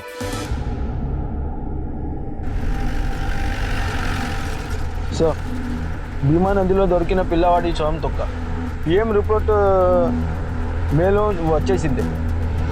अब आंध्र प्रदेश पुलिस के पास उस बच्चे की पोस्टमार्टम रिपोर्ट आ चुकी थी, जिससे एक अहम बात सामने आई थी कि मरा हुआ बच्चा मानसिक रूप से असहाय था। बच्चे की मौत किसी पथरीली चीज पर सर पटकने से हुई थी और वहीं से पुलिस ने अपनी थ्योरी बनाई कि उस बच्चे से छुटकारा पाने के लिए उसके ही माँ बाप ने उसे मारकर नदी में फेंक दिया है। बच्चे निर्मल निश्चल भगवान का रूप होते हैं, उनकी भोली चालाकियों में भी मासूमियत होती है और शायद उनकी इसी मासूमियत को किसी की नजर लग गई थी।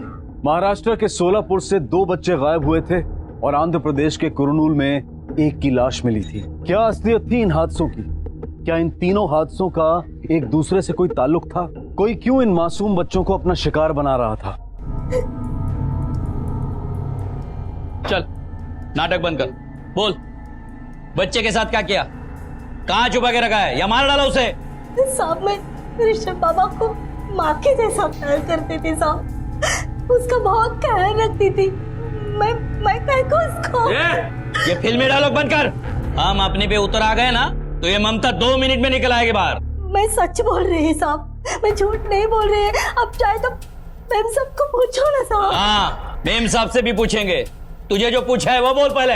मेरे को नहीं मालूम है साहब कि बाबा किधर चला गया हो या बाबा को कोई लेकर गया।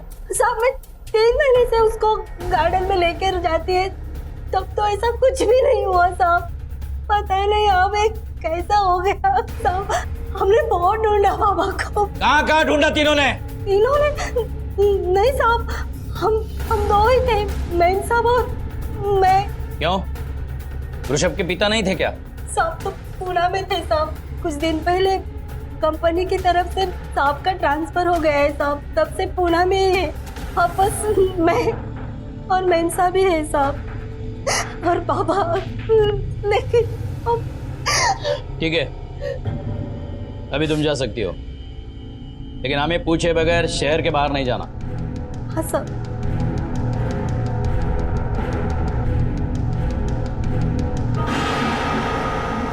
भोसले, अभय मोहिते के कंपनी से उसका पूरा बायोडेटा निकालो। ऋषभ जैसे बेटे की जिम्मेदारी होते हुए उसने ट्रांसफर एक्सेप्ट कैसे कर लिया? अभय मोहिते में कुछ गड़बड़ है। और एक बात, उसके पड़ोसियों से पूछताछ करो। हो सकता है जिसे हम घर के बाहर ढूंढ रहे हैं वो घर के अंदर हो। ओके सर, वो कुछ 5 साल पहले इस कॉम्प्लेक्स में रहने आए थे, तभी से मैं उन्हें जानता था। उन दोनों पति पत्नी के बीच में कभी कुछ झगड़ा ऋषभ को लेकर? हाँ सर, शुभांगी ने एक बार बताया था ऋषभ जब 3 साल का था तो अभय को दूसरा बच्चा चाहिए था, लेकिन वो डरती थी कि दूसरा बच्चा आने से ऋषभ की देखभाल में कुछ कमी ना रह जाए, इसलिए उन दोनों में हमेशा खटपट होती थी। हमें पता है आपको ऋषभ से प्रॉब्लम था, लेकिन और कोई तरीका नहीं बचा उससे दूर जाने का, तो आपने अपना ट्रांसफर करवा लिया पुणे में। सर आप ये कैसी बातें कर रहे हैं? इन्होंने तो अपना ट्रांसफर रोकने की पूरी कोशिश की थी, पर कंपनी ने कोई ऑप्शन ही नहीं छोड़ा। मिस्टर अभय खरे है?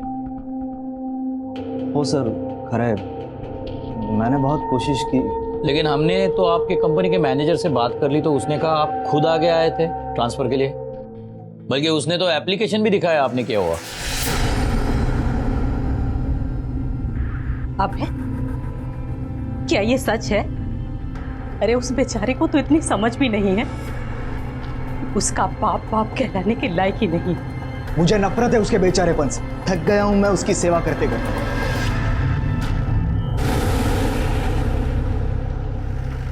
सर मुझे तो लगता है कि ऋषभ को अभय ही कहीं पर छोड़कर आया होगा। क्योंकि उसे पता है कि ऋषभ वापस लौटकर नहीं आ सकता। अभी किसी नतीजे पर पहुंचना मुश्किल है। हाँ, एक बात तय है कि अभय कुछ ना कुछ तो छुपा रहा है और उसका पता लगाने के लिए हमें उस पर नजर रखनी पड़ेगी।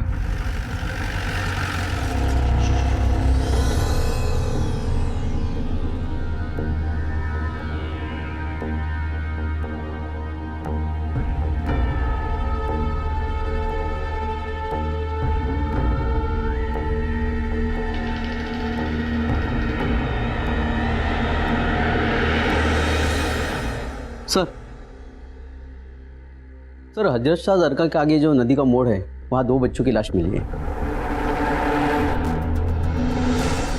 सर दोनों बॉडी लगभग एक दूसरे से 50 मीटर की दूरी पर मिली है, जिसमें से एक बॉडी पूरी तरह से गल चुकी है और सर इसके एक हाथ में 6 उंगलियां हैं। सर इसे देखकर लग रहा है कि इसकी मौत लगभग 2 महीने पहले हुई होगी। और सर ये दूसरी बॉडी, इसे देखकर लग रहा है कि इसकी मौत 15-20 दिन पहले हुई होगी। और एक बात सर, चेहरे के स्ट्रक्चर को देखकर लग रहा है कि ये दोनों स्पेशल चाइल्ड रहे होंगे। अभय मोहिते का बच्चा भी मेंटली चैलेंज था ना? हाँ सर। दोनों को बच्चे के शिनाख्त के लिए बुलाओ। Okay sir.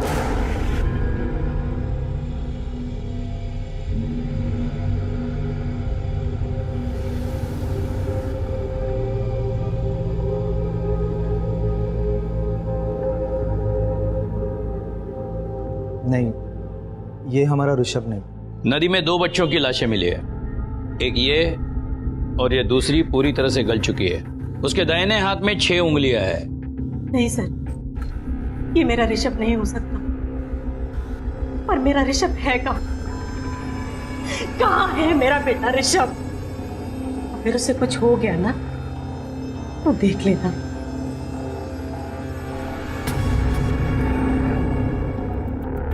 पोस्टमार्टम रिपोर्ट के मुताबिक दोनों बच्चों की मौत सिर किसी पत्थर से टकराने से हुई है। दोनों बच्चे मेंटली चैलेंज्ड है। एक मेंटली चैलेंज बच्चा गायब है। इसका मतलब भोसले इस तरह के कत्ल की और भी खबर आ सकती है। ये दोनों बच्चे कौन हैं? हमारे पास सिर्फ ऋषभ की रिपोर्ट है। भोसले एक काम करो, सभी पुलिस स्टेशन से ये चेक करो कि कहाँ और कितने मेंटली चैलेंज बच्चों की मिसिंग कंप्लेंट आई है। और ये स्पेशल चाइल्ड के स्कूल और संस्थाओं में देखो कि 6 उंगलियों वाला कोई बच्चा स्टूडेंट था या नहीं। ये 6 उंगलियां उस बच्चे की पहचान करने में हमें मदद करेगी। Okay sir.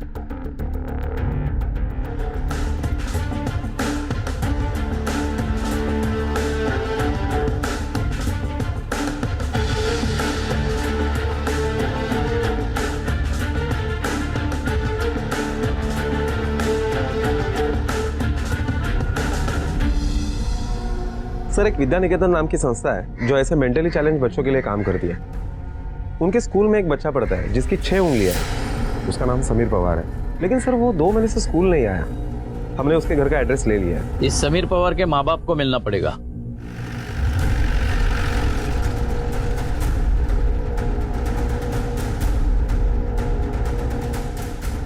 घर पे तो ताला लगा हुआ है। हाँ सर।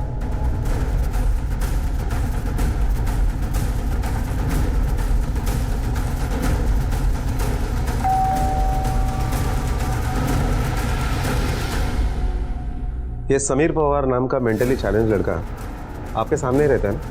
हो सर। क्या बता सकते हैं वो लोग कहाँ गए? सर आनंद पवार ने दूसरी शादी की आणि फिरायला गेला तो। क्या समीर को भी साथ में लेके गए? साहब 1.5-2 महीने से तो मैंने उसको देखा ही नहीं है। किधर गया पता नहीं। बेचारा बच्चा, देखो ना साहब उसका भी नसीब कैसा। पैदा ही ऐसा हुआ और उसके बाप को तो उसकी कुछ फिक्र ही नहीं है। वो सिर्फ खुद की सोचता है।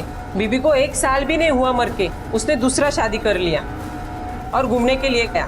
क्या बता सकते हैं वो वापस कब लौटेंगे? कल तक आ जाएंगे।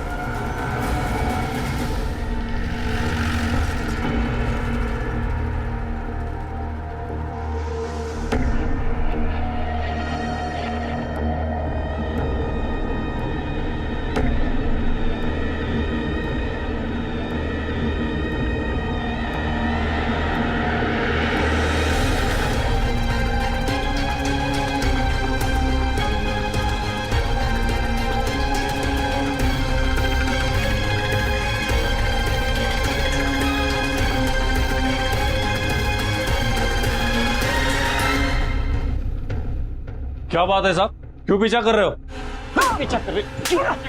क्यों पीछा कर रहे हो? क्या बात है साहब, क्यों मार रहे हैं मेरे को? तुम्हारा 8 साल का बेटा समीर पवार मेंटली चैलेंज्ड है, कहाँ है? साहब मालूम नहीं किधर है वो, एक दिन गायब हुआ, तब से मिला नहीं मुझे। उसे ढूंढने की बजाय दूसरी शादी बनाकर हनीमून में बिजी है तू। साहब ये शादी समीर गायब होने के पहले से ही तय थी।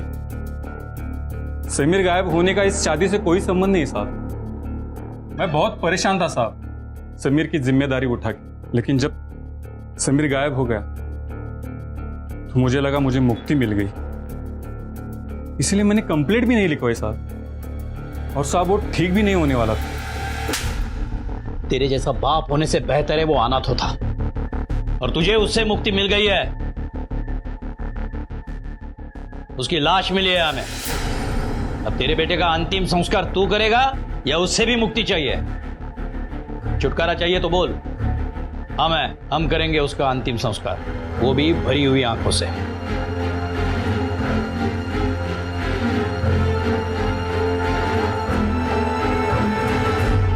सुनो, इधर आओ। क्या साहब? कौन हो तुम? पवार से क्या काम है? वो साहब, पवार साहब के बच्चे को संभालती थी मैं। आया हूँ, बचा हुआ पगार के वास्ते आई हूँ। क्यों? नाम क्या है तुम्हारा? गोदावरी। भोसले, नंबर और एड्रेस ले लो इसका।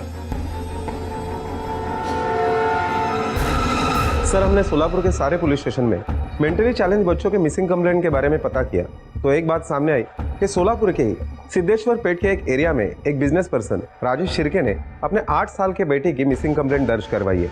उनका बेटा भी मेंटली चैलेंज है। एक ही शहर के 2 मेंटली चैलेंज बच्चों की लाश मिलना और एक का गायब होना, उसलिए ये कोई इत्तेफाक नहीं है। इस कत्ल और गायब होने के पीछे जो मकसद है वो शायद एक ही है। हो सकता है इन लाचार बच्चों के माँ बाप इनसे पीछा छुड़ाना चाहते हो, या फिर ये भी हो सकता है कि किसी सुपारी किलर ने नया बिजनेस ढूंढ लिया हो इन मासूम बच्चों को ठिकाने लगाने का। सर मुझे लगता है कि हमें इन बच्चों के माँ बाप की कॉल डिटेल्स देखने चाहिए, शायद हमें उससे कुछ लिंक मिले। हाँ, लेकिन उसके पहले इस दूसरे बच्चे की पहचान करानी होगी। भोसले, राजेश शिर्के को बुलाओ इस दूसरे बच्चे की शिनाख्त के लिए। Okay sir.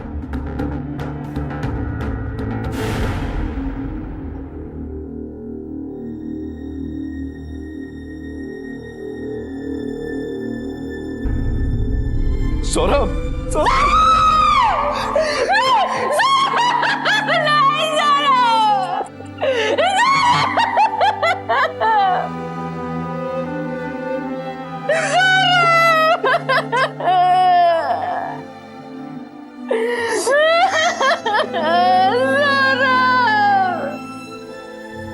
सर बच्चों के माँ बाप के कॉल रिकॉर्ड्स आ गए।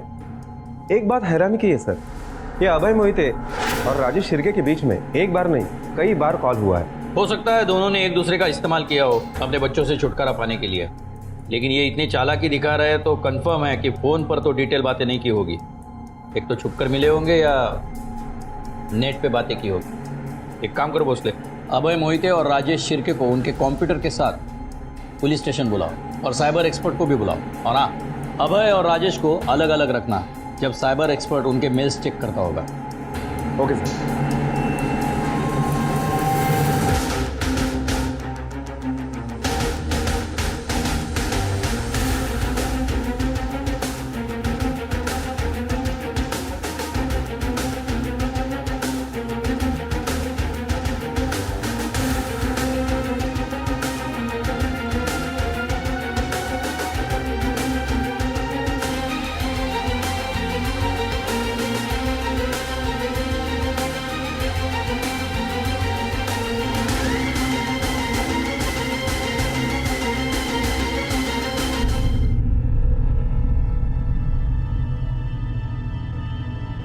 तुम राजेश शिर्के को जानते हो?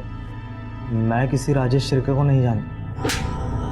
ये तुम्हारे मोबाइल के कॉल रिकॉर्ड्स, ये नंबर को पहचानते होगे?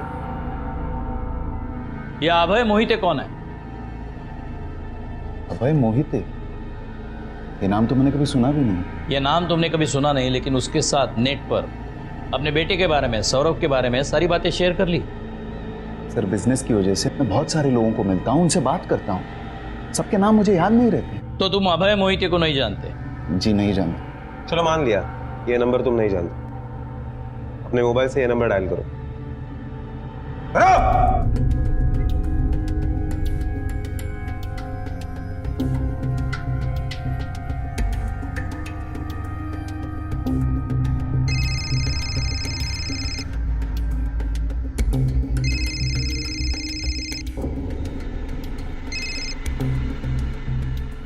हाँ अभय मोहिते, मेरे केबिन में आओ, तुम्हारी याददाश्त दुरुस्त करनी है और तुम्हारे एक दोस्त से भी मिलवाना है।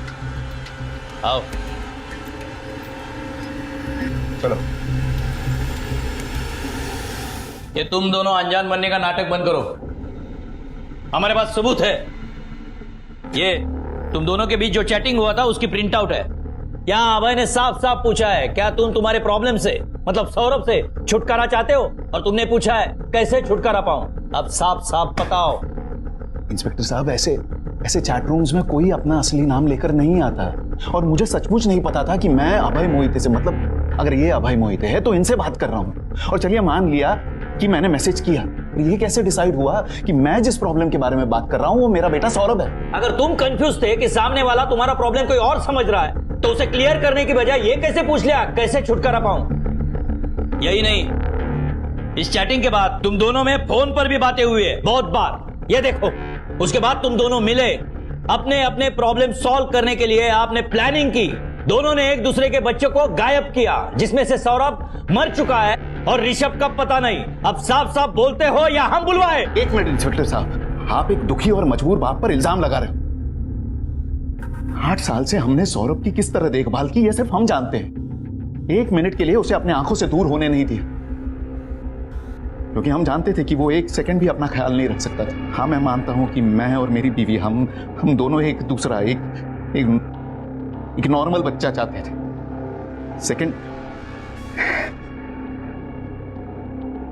सेकंड प्रेगनेंसी के वक्त 16th वीक में हमें पता चला कि ये हमारा दूसरा बच्चा भी नॉर्मल नहीं है। मेडिकल कंसेंट से हमने एबॉर्शन करवाया। सर, अब मेरी बीवी तीसरी बार प्रेग्नेंट है। हम दोनों सौरभ के दुख से बाहर नहीं निकले, और ना ही इस डर से कि हमारा तीसरा बच्चा भी पहले दोनों बच्चों की तरह ना हो। आप मुझे समझने के बजाय मुझ पर यह इल्जाम डाल रहे हो कि मैंने ही अपने बच्चे का कत्ल किया। आप अपना फेलियर हम दोनों पर क्यों थोप रहे हो? सर, मैं मानता हूं कि मैंने राजेश को फ़ोन किया था, पर तब मैं इनका नाम और कंडीशन नहीं जानता था। मुझे सिर्फ अपने सॉल्यूशन से मतलब था। जैसे मैंने अपना ट्रांसफ़र पुणे करवाया, वैसे ही ये भी खुद को दूर कर ले, ना कि अपने बच्चे को जान से मार दे। सर, सच कहता हूँ, आज से पहले मुझे इनका असली नाम तक पता नहीं था। कभी बताया नहीं, ना मेल में ना फ़ोन पर।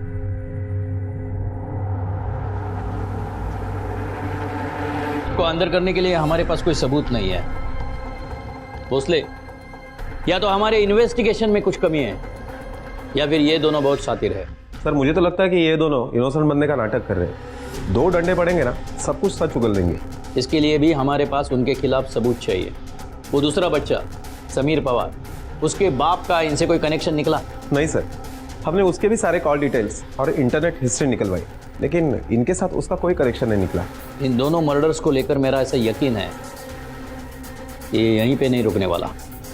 कुछ और बच्चे भी इसका शिकार होने वाले हैं, या फिर हो चुके हैं। पूरा 1 महीना बीत गया, हमारी सरस्वती को गायब हुआ।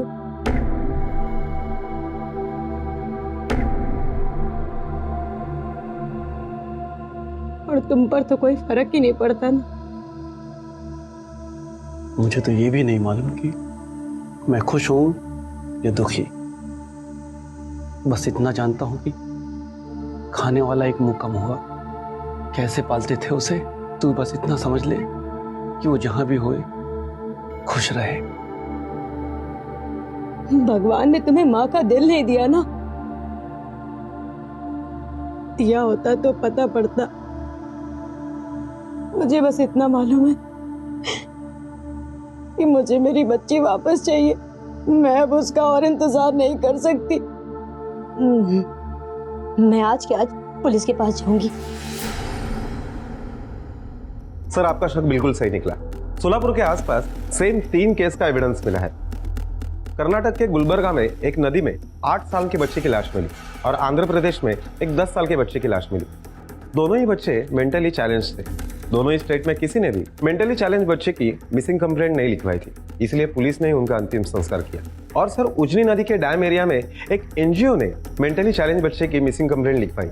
वो बच्चा अकेला था, कोई रिश्तेदार नहीं था, सड़कों पर घुमा करता था, इसलिए वही एनजीओ उसकी देखभाल करता था। इसका मतलब 7 मासूम बच्चे इस जंगल में फंसे हैं। भोसले, आंध्र प्रदेश और कर्नाटक के पुलिस से कोऑर्डिनेट करो और नदी के एग्जैक्ट लोकेशन लो जहां ये डेड बॉडीज मिली है। Yes sir. और एक बात, मुझे महाराष्ट्र के सारे नदियों के मैप्स चाहिए। नदी के इस रूट में काफी कुछ छुपा हुआ होगा। पता नहीं कितने मासूम बच्चे शिकार हुए हैं और कितने होने बाकी है। Okay sir.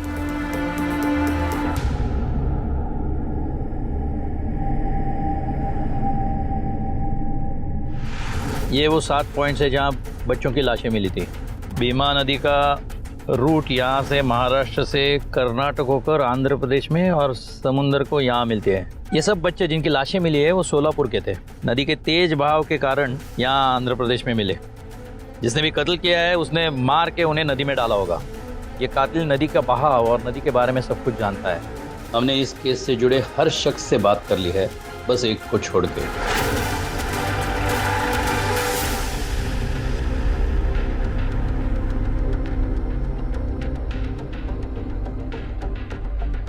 क्या हुआ साहब? आपसे कुछ सवाल पूछने थे। हाँ। आप वो पवार का बच्चा समीर पवार की देखभाल करते थे ना? जी साहब। अच्छा, आपने वो काम समीर गायब होने से पहले छोड़ा था या बाद में छोड़ा था? मैंने काम नहीं छोड़ा साहब, वही मेरे को निकाल दिया।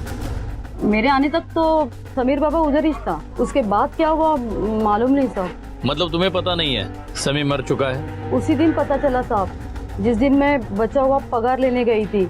पवार साहब ने खुद मेरे को बोला, बहुत मासूम बच्चा था साहब, बाप का ध्यान ही नहीं था उसकी तरफ। अच्छा, आप काम छूटा है तो गुजारा कैसे चलता है तुम्हारा? काम तो किधर ना किधर मिल ही जाएगा साहब। मैं चलूं, मेरे को देर हो रही है।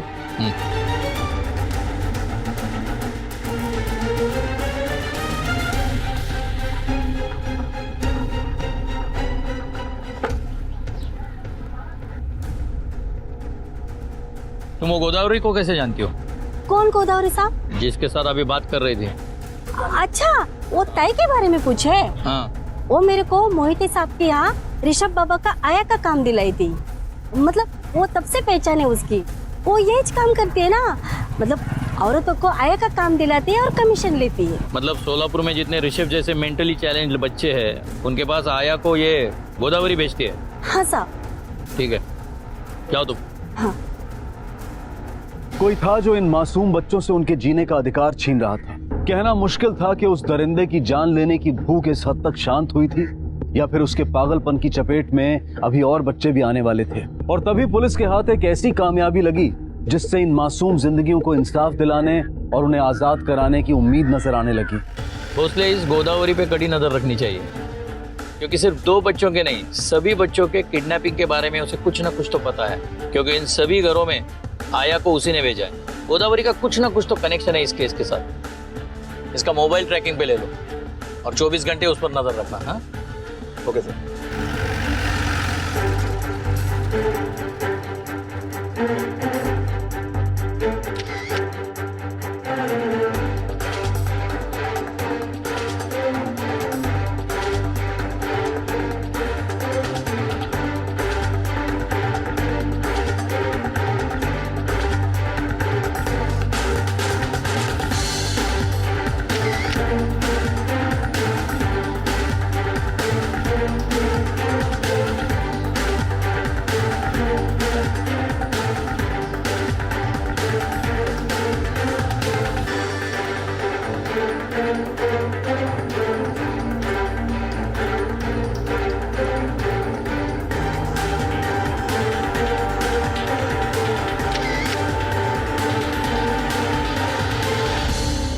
सर, बच्चों के बारे में गोदावरी को यही प्यून इन्फॉर्मेशन देता है। ये मेंटली चैलेंज बच्चों के स्कूल में काम करता है। जब हमने उससे पूछताछ की तो उसने बताया कि साहब, वो मेरे को बोली थी कि वो उन बच्चों को आया दिलाने का काम करती है। अगर मैं उनको उस बच्चे का नाम और एड्रेस दूंगा तो वो मेरे को पैसा देगी। आज तक कितने लड़कों का नाम दिया तूने उसे? टोटल बोले तो 6 साहब, 5 लड़के और 1 लड़की। इसका मतलब एक लड़की भी है जिसका हमें अभी तक पता नहीं है, क्योंकि जितनी भी लाशें मिली वो सब लड़कों की थी। सर इस गोदावरी का एक अफेयर भी है, वो भी अपने से 10 साल छोटे लड़के के साथ। ये देखिए सर, ये लड़का वो जब भी गोदावरी को मिलने के लिए आता है तो काफी सारे गिफ्ट्स लेकर आता है। जब हमने प्यून के पास इस लड़के के बारे में पूछताछ की तो उसने बताया कि ये तो मालूम नहीं साहब कौन है, पर दोनों का चक्कर चल रहा है ये पक्का है। उनकी जेब भी भारी है और बहुत खर्चा करते हैं साहब।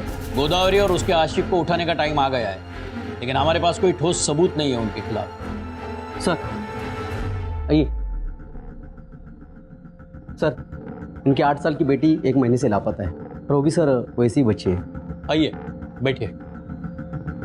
कहाँ से गायब हुई आपकी बेटी? उसके स्कूल से साहब, छुट्टी होने के टाइम में उसको लेने को गई, लेकिन मेरी सरस्वती मेरे को वहां नहीं मिली साहब।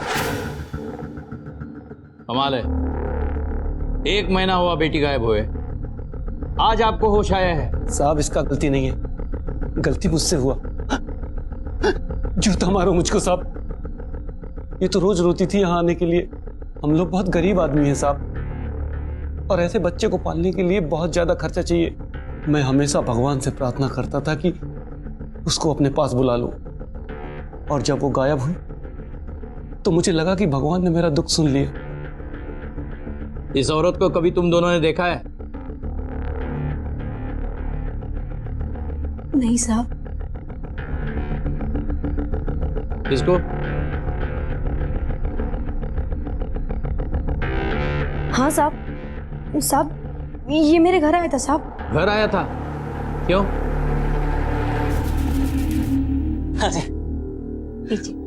धन्यवाद। बैठिए।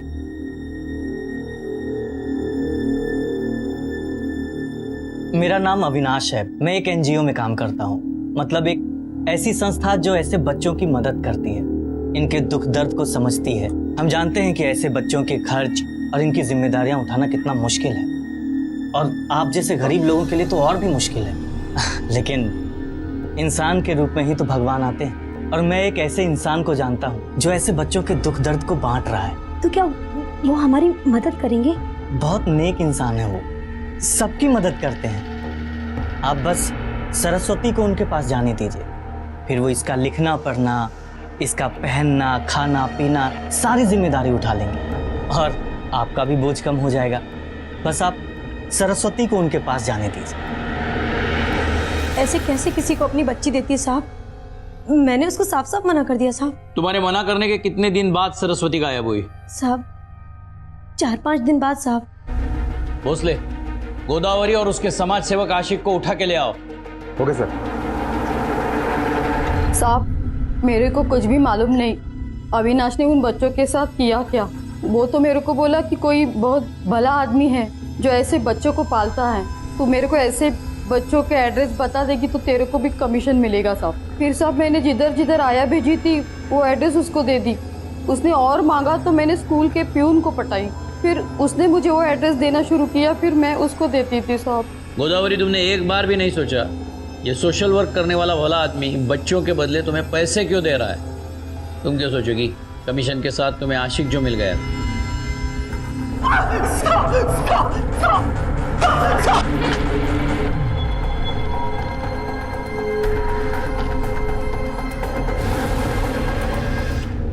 खुद बोलेगा या हम बुलवाएं? भोसले, मैं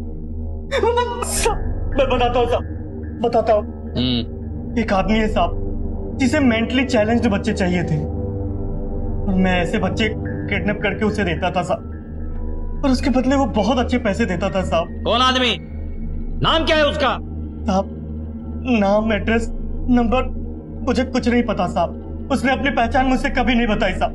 हर अमावस्या और पूर्णिमा से पहले मुझसे वो एक बच्चा लिया करता था साहब। उसे 7 लड़के चाहिए थे साहब। पिछले अमावस्या को मैं उसे एक लड़का नहीं दे पाया, कोई किडनैप करने के लिए नहीं मिला साहब। कल भी पूर्णिमा है, क्या कल के लिए भी तूने उसे कोई बच्चा दिया है? साहब उसे कुल 8 बच्चों की जरूरत थी। लास्ट पूर्णिमा के लिए उसे एक लड़की की जरूरत थी साहब, और मैं वो लड़की 1 महीने पहले उसे किडनैप करके दे दिया था साहब। मतलब सर सरस्वती माने अब तक जिंदा है? इससे पहले वो भेड़िया उस बच्ची को अपना शिकार बनाए, हमें उसे बचाना चाहिए। तूने देखा है ना उसे, कैसे दिखता है वो?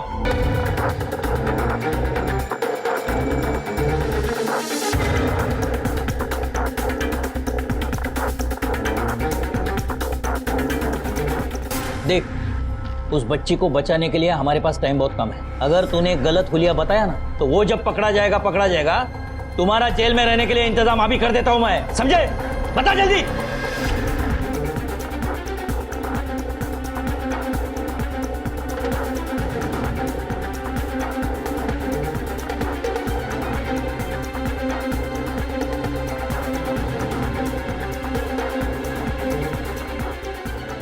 ये जी साहब, यही है वो आदमी। भोसले, टाइम बहुत कम है, इसे पकड़ने के लिए मोबाइल ट्रैकर की जरूरत पड़ेगी। Okay sir.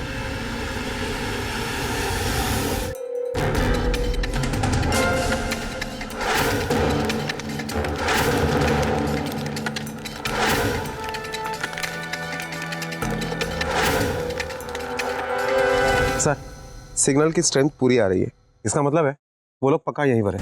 ठीक, बैटरी बंद करो, चलो।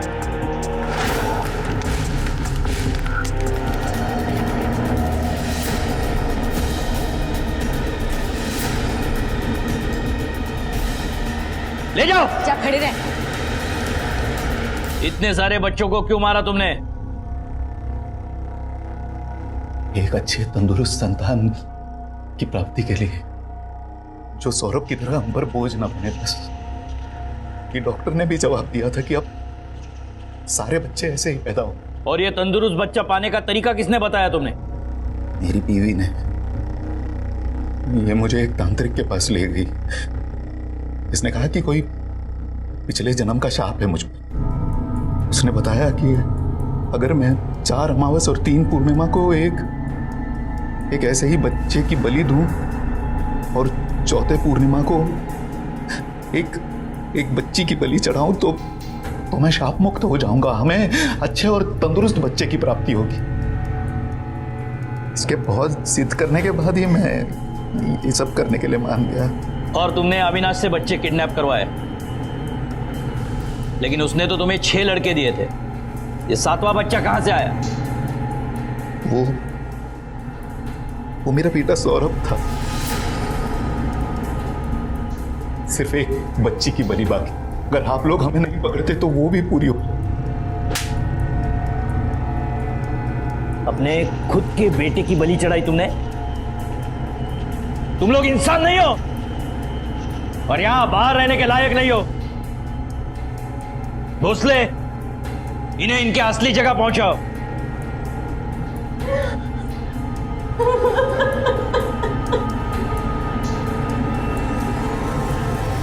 हमारे संविधान में हर नागरिक के पास समान अधिकार हैं, लेकिन जब भी कोई सामान्य से अलग दिखने वाला सामने आता है तो या तो मन में दया भाव उमड़ते हैं या फिर घिन आती है। सामान्य आदमी ऐसे लोगों पर समानता का अधिकार वर्जित समझता है और इसके परिणाम घातक होते हैं। इंसान अपने ही बच्चों को खा जाता है और जानवर से भी बदतर श्रेणी में पहुंच जाता है। और यही किया था राजेश और उसकी पत्नी ने अपने और दूसरों के मासूम बच्चों के साथ। राजेश शिर्के को 7 बच्चों के कत्ल के लिए, राजेश की पत्नी को जुर्म को उकसाने के लिए और उसमें भागीदार होने के लिए, और अविनाश को बच्चों को अगवा करने के लिए कड़ी सजा हुई। हिंदुस्तान जहां अपनी आजादी की 70वीं वर्षगांठ मना रहा है, वहीं आज भी इंसान को जरूरत है दिमागी गुलामी से आजाद होने की। इंसान आज भी अंधविश्वास, अहंकार, द्वेष और ईर्ष्या जैसी विकृतियों का गुलाम है। इंसान और समाज को सिर्फ बाहर से ही नहीं बल्कि भीतर से भी आजाद होने की जरूरत है, और तभी पूरा होगा हर व्यक्ति और देश का पूर्ण स्वराज का नारा। मानसिक रूप से असहाय 7 बच्चे इसी दरिंदगी का शिकार बने आजाद हिंदुस्तान में। अब मैं अनूप सोनी आपसे विदा लेता हूँ। फिर मुलाकात होगी अगले एपिसोड में जुर्म की एक और कहानी के साथ। तब तक अपना और अपने परिवार का ख्याल रखें और देखते रहें क्राइम पेट्रोल डायल 100। सबक एक को सीख हम सबको। जय हिंद। क्राइम पेट्रोल के और भी दिलचस्प कहानी देखने के लिए हमारे चैनल को सब्सक्राइब करें और बेल आइकॉन दबाना न भूलें।